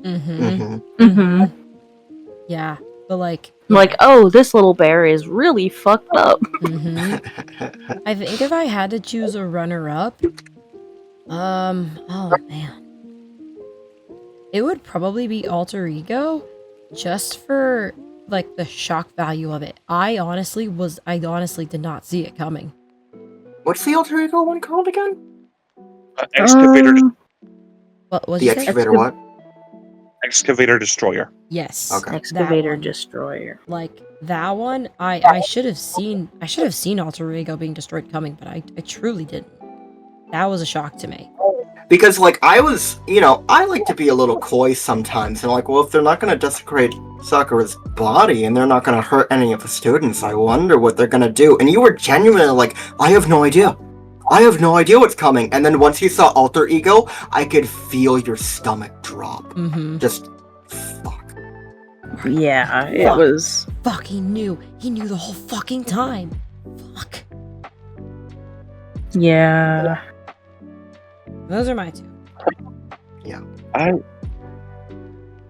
I do have to give it up to the 1,000 blows. Mm-hmm. That is the quintessential Danganronpa execution. That is what sets the tone for everything that this For the series entire game. Mhm. Oh, not even just the game? Oh, damn. It's that is a trailblazing of an execution. That sets the start of the first execution in every game being showing everyone's face as the killer looks around before they get dragged off by the neck. That is a staple in the series. You get to see everyone's face in the aftermath as well. 1,000 blows is what makes players realize, oh, this is what this game is about. Mm-hmm. That said, if I do have to give like a second one as like an honorable mention, I feel like Blast Off is really underrated. Oh, true. Isn't that one called like the ultimate punishment or something? No, Blast Off was Jin Kitagiri's Blast Oh, Off. Blast Off. I Yeah. thought you said the last one or something. No, that one is called the Ultimate Punishment. Yeah, Yeah. that's what I thought it was. Blast Off. That also sets the tone of just like, okay, yeah, sure, that's dark. What the fuck are we getting into? Right. Yeah. See, I didn't even consider Jin Kitagiri. Like, Blast Off is very much an execution. Yeah. Yes. Yeah, it is. Like, it is. That's crazy because you just think that's just some random dude. Yeah. Yeah, like those two set like the tone for the entirety of the series Yeah. so perfectly that I can't think of like any other option. Yeah.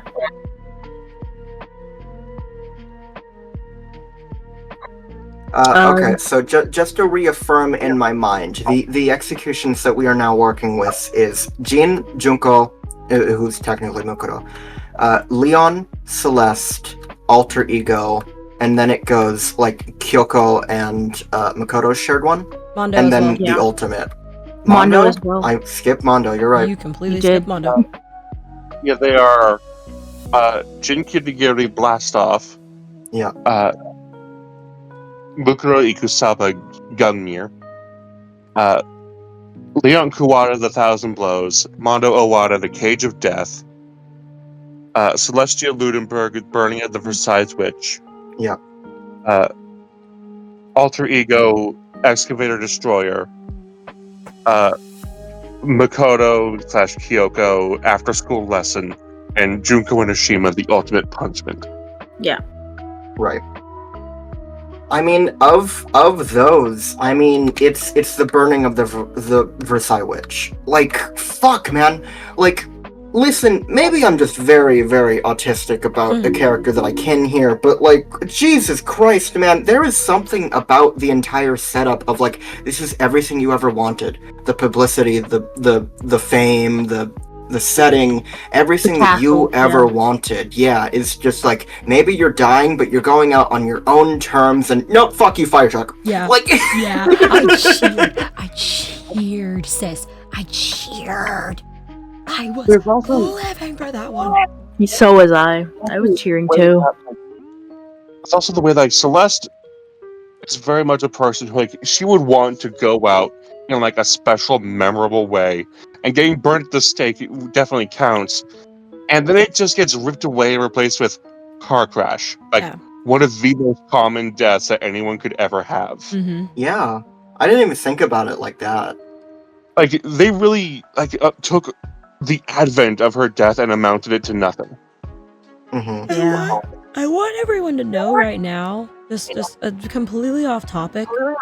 We have streams past the point where I would wake up in the morning to open at work.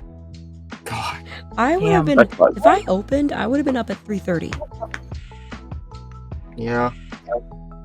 I just think that's funny. It is currently 4:18. I think that's funny. Guys, we're gonna hit 4:20. Fuck yeah. Damn. My alternate, not alternate, my runner-up is The Cage of Death. I'm a sucker for The Thousand Blows. Don't get me wrong. That is such a tone setter that has stuck with me forever. But there is a second version of that shock, which is seeing Mondo turned into butter. Yeah. Like, listen, after that one, you know, I was kind of like, oh, fuck, man. Like, this is rough, and that was extremely brutal, and nothing could have prepared me for it. And then I saw Mondo get spun around and around and around, and I'm like, oh, it sucks. He's getting electrocuted and, like, centrifugal force to death, and, like, this is, like, a G-force death. This is, like, really slow and painful. This fucking sucks, man. And I'm like, where's Mondo? Where'd he What go? are you doing? What are you doing? What are you doing? What are you doing? What are you doing? And the thing of fucking butter comes out, and I screamed. I remember distinctly, I stood up and I screamed. I wish I could have seen it. Honestly, the first time everyone sees that, like, unless they already know, like, the folklore and, like, chilled story behind it, like, everyone's first reaction is like, oh my god, oh no, what the fuck, why is he butter? Yeah. Because learning the folklore behind it after is really, really cool, but as a dumbass American who didn't know that the first time playing the game, it really is shock value, huh? Yeah. Oh, It my really God, is, yeah. it is. I mean, it probably is, even knowing the folklore. Mm-hmm. Like, it's not as much shock value as, why is it pink? It's just like, why is he butter? Why is he butter? I want to know if he's pink butter. Oh my god. Oh god. You think he's fucking butter? He's butter. 420. Fuck 420. yeah. I don't smoke, so I unfortunately cannot blaze it. But I can. Neither can I. No one here can blaze it, except for Angus. Oh my god. Oh no! Yeah. But we will give a nice No. for 420. Yeah. And also a. There you go. Is it my Your turn? turn. Yes, your turn. Okay.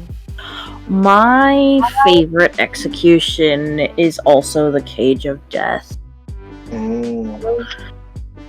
Like, I mean, obviously it's chapter 2, but he was the first execution that I guessed. Yeah. Cause I guessed that about the motorcycle riding around in a circle thing, because I've seen that before. Not the butter. I was not prepared for Mondo butter. Yeah. It's still your But fucking also- icon. It's still I will my say- icon, yes. If any of you motherfuckers manage to guess Game 2 Case 3's execution, I am going to shit my entire pants. Oh, no. Okay. Well, I have to. Well, knowing their ultimates, I'm going to probably guess what each one of their executions is. But It's not Anyway. always based on the ultimate either. yeah, that's true. I guess at the start, I'll probably start with okay, their ultimate, and then once we get the story going, I'll be like, okay, do I need to change anything or? Yeah. But no, I thought it was interesting because Mondo's execution was really interesting because you can see the horror on his face and how dizzy he was getting, Yeah. and a term for your stomach getting upset from being dizzy is my stomach is churning like you're churning butter. Oh my god. So I was like, oh, interesting. Okay. Because I watched that execution again because, I wanted to see if it was the exact same execution as in the anime. Right. They literally just take the one Yeah. from the game and They put just it in ripped the ones from anime. game and put them in the anime. Yeah. But yeah, no, I was like, they looked exactly It looks the exactly same. the same. But I could tell because I watched Celeste in the anime. I could tell that they redid Celeste. So they probably do. Yeah. The executions over and over. No, they reanimate them in the same style. Ah. Yeah. interesting. Okay. But yeah, no, I made that connection and I was like, that's actually kind of interesting, thinking about that kind of a connection to it. I just thought that was kind of interesting. But I think my runner-up is probably Junko's. Yeah. Yeah. Junko's is pretty crazy. She's Seeing her she's take the it all one. with a fucking smile, man. Yeah. Yeah, I did say that in my notes that she was happy about everything. So, And but no, Sorry, go ahead. seeing her take the 1,000 blows was just what, and not dying to any of it. Yeah. And she's built different. She is. And her with the peace sign just swaying side to side, holding a Monokuma, and she just gets fucking crushed is I really okay. You mentioned that. Jesus. I really, really, really enjoy. My favorite part is that I really enjoyed when she stopped underneath the crusher and it didn't immediately crush her, and she looks up a moment in confusion and then it smashes her. Yeah. Yeah. Like that was like I really liked that. Mm-hmm. I think that was my favorite part of it. There's also like more cultural significance with her holding up like the peace sign, because like here in like the West we recognize. I was like, oh yeah, no, that's a peace sign. It's also like a symbol in Japan that means something entirely different, and it's like it's a V to like symbolize victory. Yes. Oh, interesting. Her doing that as she's effectively led to the guillotine is a message. That is crazy. That is a fucking message. She's like, The it's fact victory. I'm feeling the ultimate despair of death, and that is a victory for me. Hell yeah. That's crazy. All that, and it is confirmed that her body afterwards is still recognizable as that is without question Junko Enoshima. That's crazy. That is crazy. Like, yeah, I mean, she takes all of those executions like they're fucking nothing, man. Like, she's made of something else. She is, and it's like she's literally built different. Yeah, it's insane. All right, our last question of the night. Favorite talent. Yeah. God.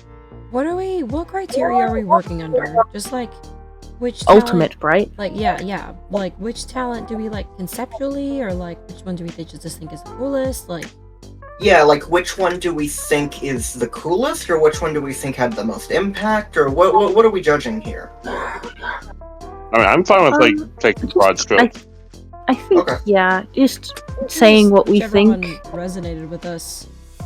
Yeah, I'd say that's probably good. Yeah. Okay.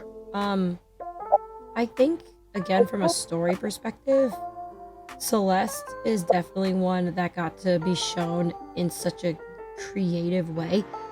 Like Kyoko's, we were able to tell that she was the ultimate detective because of how used to being around dead bodies she was, how great she was at, deducing what happened. Like her ultimate was pretty fucking obvious. So like, I mean, I tried to steer that into the direction of like maybe she's like a hitman. nah. Yeah, or maybe she's just like touching dead bodies. She's the ultimate necrophile. God damn. Oh my god. I didn't want to make a joke, but I'm glad that you did. I'm bringing Celeste with me. Put that back!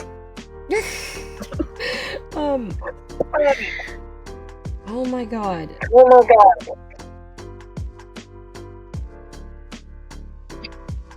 I promise I don't want to. I'm normal. I promise. I'm normal. Is it Taka? It's Taka. Of course. I like his conceptually. I like how he like essentially like knows what he's good at. And he's like, hey, let me step up and lead everyone to make sure we have some form of order because we've all been put in a serious like deadly situation. Someone's got to stay calm and keep everyone like guided. So like I mentioned before, his talent is so vague and so like open-ended, like ultimate moral compass. What does that mean? Right. What does that mean? Like, it's to some people it's gonna mean like, oh, ultimate stick up his ass. He's just gonna follow rules. Or it could be that he's very good at people's conscience. Not what the rules say, but what is morally right. And Yeah. I think it's just like he's good at being a leader. It just sucks that there came a point where he was physically unable to lead. Yeah. He was essentially made catatonic. Catatonic, and then even in Kyondo, you can't even talk to him anymore. Yeah, he's Like, if you try to talk to him, he's like, fuck off! It's like, oh. well, F you. Like, Yeah. literally like that.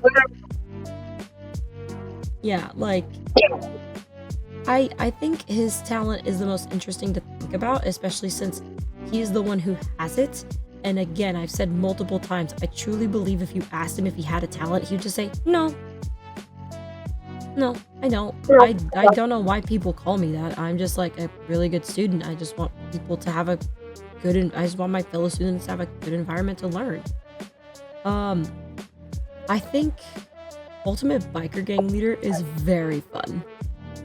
Yeah. Yeah. That was that was definitely a like, what the fuck? What, really?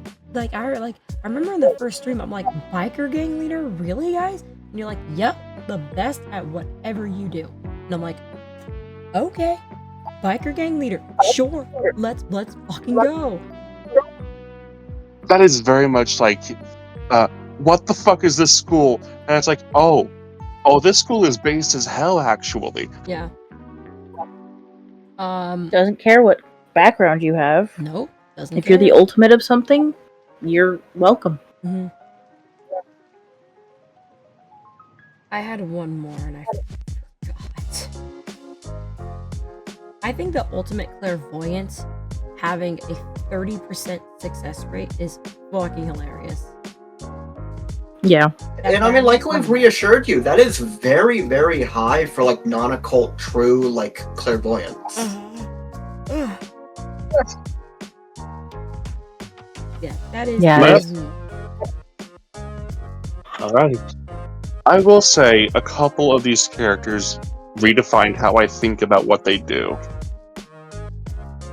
Because, like, Okay. long before this, after seeing, like, the free time events for the first time, I think Hifumi really, like, redefined what fan fiction is in my head. Like, Yeah. that is fan works, that is fan projects, that is, like, pure passion for the love of the product. Mm-hmm.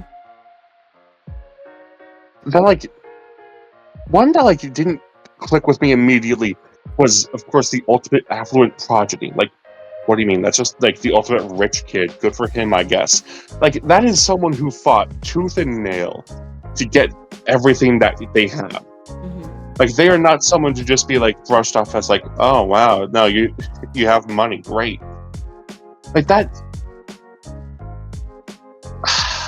It's a much bigger deal than you would ever guess looking at the surface. Yeah.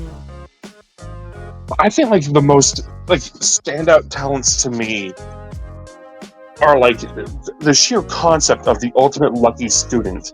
Because the reason they have it in the first place is because Jinki Nagini was looking at all this and thinking, alright, because we want to figure out, like, what makes these people good at what they do. And he decided we should look into luck, because he felt that luck had potential to be a talent of its own. Yeah. I think the one that, like, lives free in my head is just like, this is someone that this school feels the need to scout and cultivate the talent of. Even if that wasn't, like, the intention the entire time. The fact that they host the ultimate murderous fiend Yeah. is incredible to me.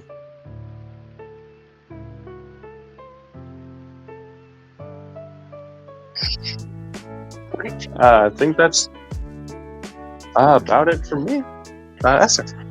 Yes. I am writing your explanations down. One moment.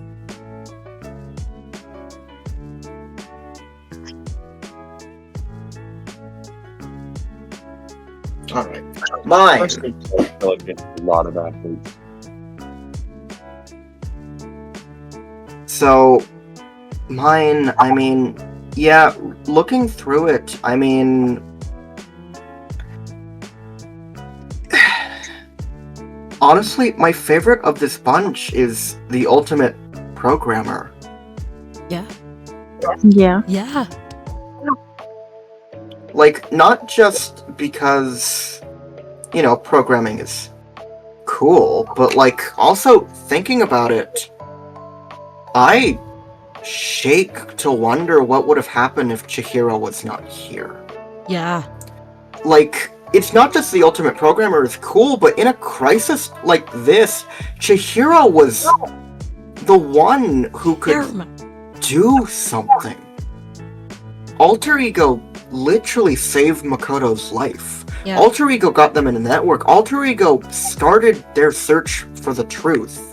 And all of that was unfortunately post-mortem, but it was still Chihiro's doing. Mhm. Without the ultimate programmer, what would have happened here? Without Chihiro, that like the entire class of like the 78th class of Host Peak, without Chihiro was just fucked. Yeah. Yeah. Yeah.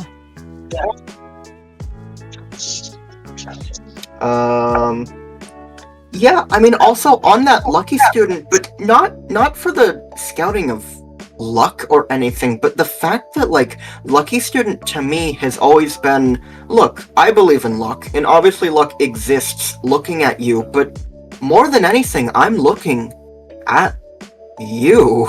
I'm not sitting here on my high throne and being like, ah, yes, you won the raffle, you are truly one of the greatest out there, but I'm looking at you, Makoto, and I'm talking to you because I want you at this school.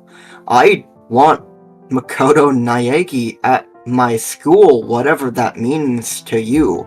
This school doesn't just have to be a place for those who rise above the masses in an unreachable position beyond anything that anyone can dream to. I want to give a fair chance to everybody, and I am glad to extend my hand and take you with me. Yeah. Yeah. Damn. I'm so excited for future games because there's more talent.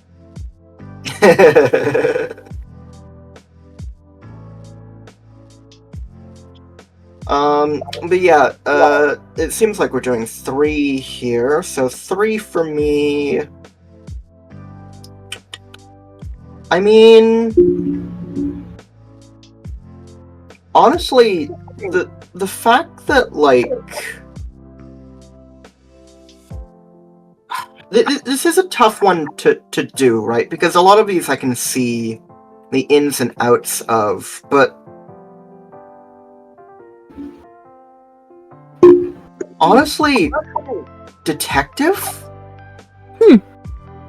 Now, this comes with a bit of, you know, in-game work towards, because Kyoko is not the ultimate detective until practically the final chapters of the game, right? Yeah. Yeah. Kyoko Kitty is, I don't know. And Question mark. that's what I want to talk about. I want to talk about, because when I was playing this game for the first time, and it's like, what's your talent? And it's just like, wouldn't you like to know, other boy? I'm like, huh. It fed my fucking curiosity, man. Like, literally, like, looking at her and everything that she could be. And detective is obviously that I think everyone arrives at detective at around, you know, chapter 3 at the very, you know, latest. But, like, I don't know. There's something about, like, I am literally not going to tell you. Yeah. That I don't have just to tell you. strikes me as, like, yeah. She's I mean, literally like, I don't have to tell you. because that's the thing, it recontextualized everything. It wasn't just like, oh, hey, here's my ultimate, what's yours? It's, I am a person. Yeah.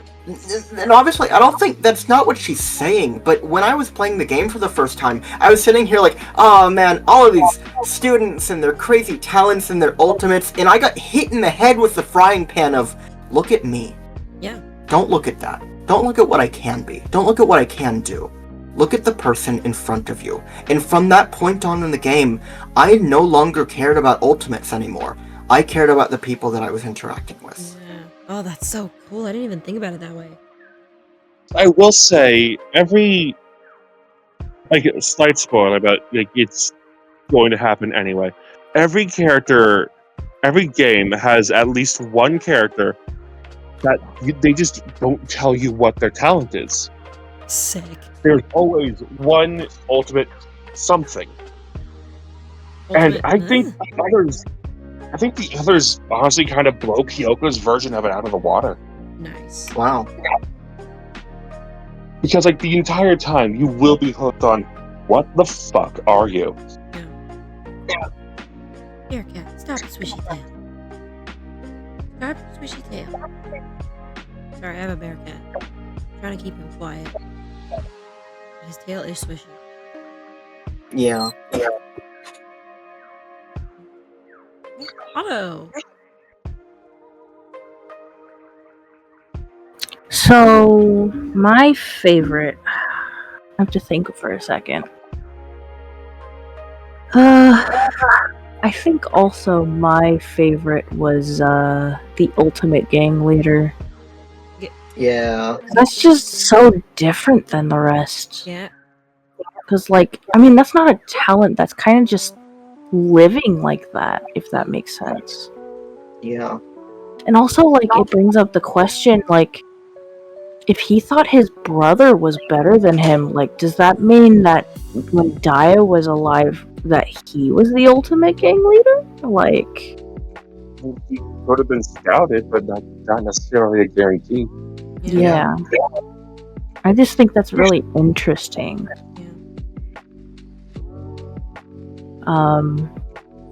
I think my second favorite is the Ultimate Baseball Player. Really? Mm-hmm. Yeah. Mostly because specifically, like, I mean, that's an obvious kind of, like, you know, ultimate sort of thing. But also, like I guess not just the ultimate itself, but the fact that Leon didn't want to do it at first. Yeah. And Yeah. then decided later on that he missed it. I thought that was really interesting. He didn't know what he had until it was gone. Yeah. Yeah. I think Yeah. it's really the characters that like they just don't like their talent. I do really like the characters that just don't like their talent because we do see more of that. Sure. Oh, interesting. But yeah, I thought Leon's talent was really interesting, even though it's like, you know, it's gone the minute you know, it's gone the first trial, but I thought it was interesting that we knew exactly that it was Leon because of the crystal ball being thrown through the damn hole. Yeah. Like, we knew exactly who it was. No Like, one that's else. that's interesting. No one else could throw a fucking curveball like that. No one else could.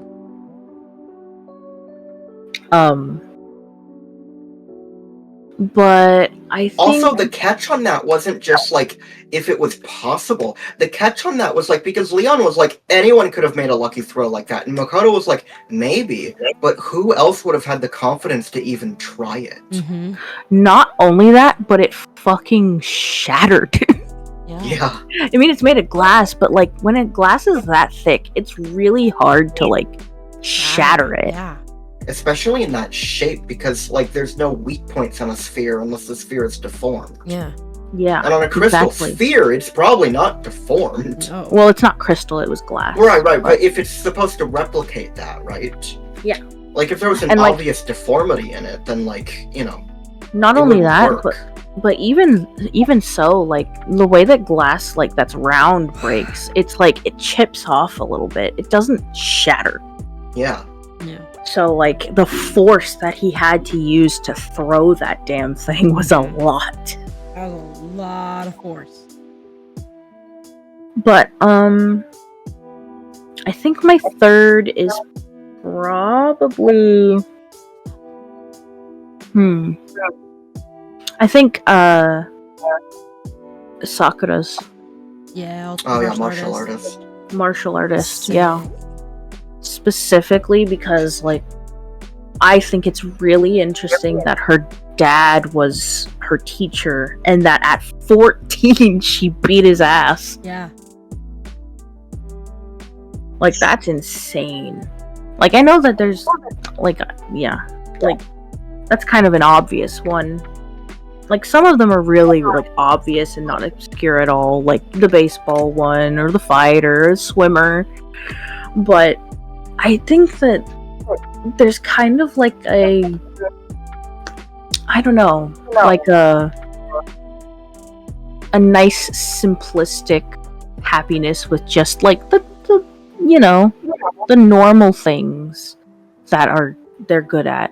Like, I mean, it's not really normal, but you know what I mean. Like, it's simple things. Yeah. Not like, you know, the ultimate moral compass or the ultimate biker gang leader. Yeah. Like when you're thinking of things that you're being scouted to like go into a career for, it's like stuff like athlete and like fashionista, stuff like that kind of makes sense. Yeah. So yeah, there's my top 3. Also on Sakura, this isn't a retcon, but there is a reclarification of her ultimate, given that like there are more martial artists in the future, and hers is grappler. Grappler, yeah. I remember her being like a mixed martial artist.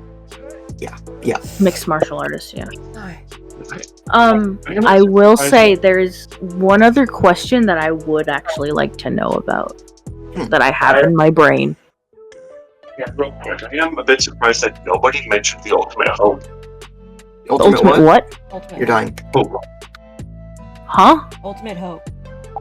The ultimate hoe. What? The ultimate hope. Hope. Yeah. Okay. See, the ultimate hope. I talked a lot about Makoto's going as the ultimate hope, but like, I don't know. The ultimate hope is more like a set piece to me. Yeah. It's powerful and impactful, and it embodies Makoto so well, and I've talked at length about it all day, but if I'm to consider it a talent standing amongst the rest of them, it is, but it's not the first on my mind. Yeah. I will say, without like spoiling anything, I do think there are more characters that could be classified as an ultimate than there are like officially recognized ultimate hopes. Interesting. I'm gonna say the one question that I want to add on is, what is everyone's favorite unused execution? Oh, interesting. Well, that depends. Does that continue in future games, Angus? I believe so. Alright. I mean, even if it didn't, I still would like to know what everyone's favorite was, at least for this game. I think the one for Byakuya was fucking insane. The one for Byakuya? Yeah. Yeah, Byakuya. Yeah, you like the Byakuya one too?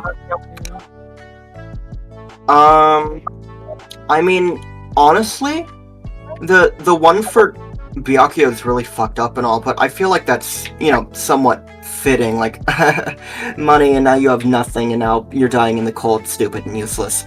The one for Toko genuinely gave me chills. Yeah. The one for Toko is pretty bad. Especially knowing now, like, what her love life is like. Yeah. Yeah. Who was the one who sent all of the fucking executions again? I think it was Angus. Yes. For me, my favorite unused execution is Chihiro. Yeah, that one. Chihiro, really? Because honest to God, like even thinking about it now, but honest to God, when I first heard what it was, I mean, I already guessed what it was, but seeing the image with it, like, it actually genuinely made me sick to my stomach. Because Chihiro is so baby. Yeah. And, like, the thing about it is for me, like, whenever I imagine stuff like that, like, obviously, for all the executions, there's an animation. For what I imagine for Chihiro is obviously, seeing the game through their, like, playing out in their eyes, and, like, they're obviously, like, screaming or something, like, in the picture. And then when it just hits game over, like, their body just slumps to the floor. That's terrifying to me.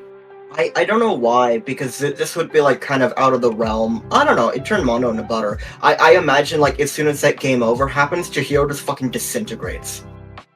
That would be pretty scary too, but I don't know, I think there's something terrifying about just someone being alive, suddenly screaming, seeing what's going on in their head in their last moments before slumping and collapsing to the floor is terrifying to me. Yeah. rather than, you know, getting disintegrated. Like, oh yeah, that is pretty scary, but the more, like, realistic it is, the more terrifying it is for me. Yeah. So, yeah, definitely Chihiro for me. I think Shihiro is also one of the ones that really highlights one of the big despair inducing parts of Danganronpa. That none of these characters really deserve this. No, Yeah. of course. Yeah. Yeah. Anyways. Yes. We have been going for over 9 hours. It is It is almost 5 a.m. It is almost Remember when I 5 said that if we pace this correctly, this should be about a normal length of stream? Yeah, that's cute. That was cute. I know how late it is. Do we have any other questions? No. I don't Jeannie, think I know so. that's the fear talking. We can mark it down for future games. Well, if we figure out any, we can just send them to you to add to the list. Sure. But I don't think we have any right now. And also, it's 4:51 a.m. So, Thank you all so much for watching. If you watched this far, shout out to the channels that we watched the videos on today and yesterday. Those will be linked in the description below, as well as the channel and this specific video that you are currently listening to / watching-ish. Thank you to them. Hopefully this doesn't get taken down for use of this. I mean, if it does, you have the recording and you can just take the music out. Yeah, I can Yeah. take That would the be music annoying, out, but it's or possible. I can take the music out, or I can just record myself playing a game or something. Yeah. Just put that there. yeah. Record myself playing Mario Kart or something. I don't fucking know. Austin has Or just I Danganronpa. suppose Welcome to so. Sure. Please go to the links in the About section. You'll find our Discord server. You'll find my VOD channel and my main channel and Esther's channel. All the channels. Like, Jeannie is dying. Jimmy, I can hear her. been I a can hear her battery draining as she speaks. I'm playing the Pokemon low health sound currently. Oh god. Please like, comment, and subscribe. I don't know when next stream will be. I don't care right now. The sun is going to be coming up soon. I want to. It's starting to get light out, yeah. It's gonna. Oh my fucking god. I do want to add one quick last thing before we start. Please. This has been an absolute delight going through this game with you all. Yes. And I am so excited for the future. Same. Yeah. Me too. Thank you so much for joining me on my first playthrough of this game. I can't wait for the next game, but we are going to have to wait because our next group game will be Miles Edgeworth Ace Attorney, which I'm quite excited to get back to Ace Attorney. I miss our Ace Attorney characters. I did not write down Angus's favorite unused execution. Was it Becky? Yeah. Yeah, it was. Okay, done. Holy shit, a favorite of something where I didn't mention Taka? Holy shit. Yeah, I mean, Taka has a really good one. Taka has a really good one. I just he has high highs and then he's just shot in the heart. Yeah, he gets transferred. Yeah. Oh my god. Yeah, I kind of wanted to mention it because, like, I'm very normal about this character and I just love any detail about him, but yeah, his is fucked up. Yeah. Yeah, it is. Especially, like, he gets to that point where his grandfather was at, but he did it through his own hard work and dedication, and then it's just shot. Yeah. JFK, but the case is Taka. What? Oh god. What did he say? JFK, but the K stands for killing Taka. Oh my god. JF Kiyotaka. Thank you all. Someone got it. Thank you all for watching. Stay safe. Stay lovely. Have a great fucking day. Please get some sleep. Wait, one final poo hoo hoo to let this series go. Poo hoo hoo hoo.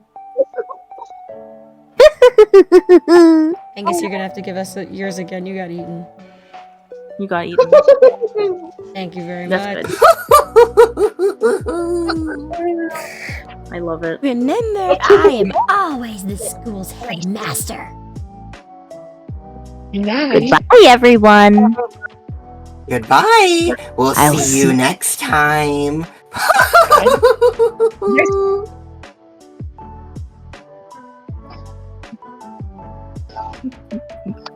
Remember to love your favorite characters. You never know when you'll lose them.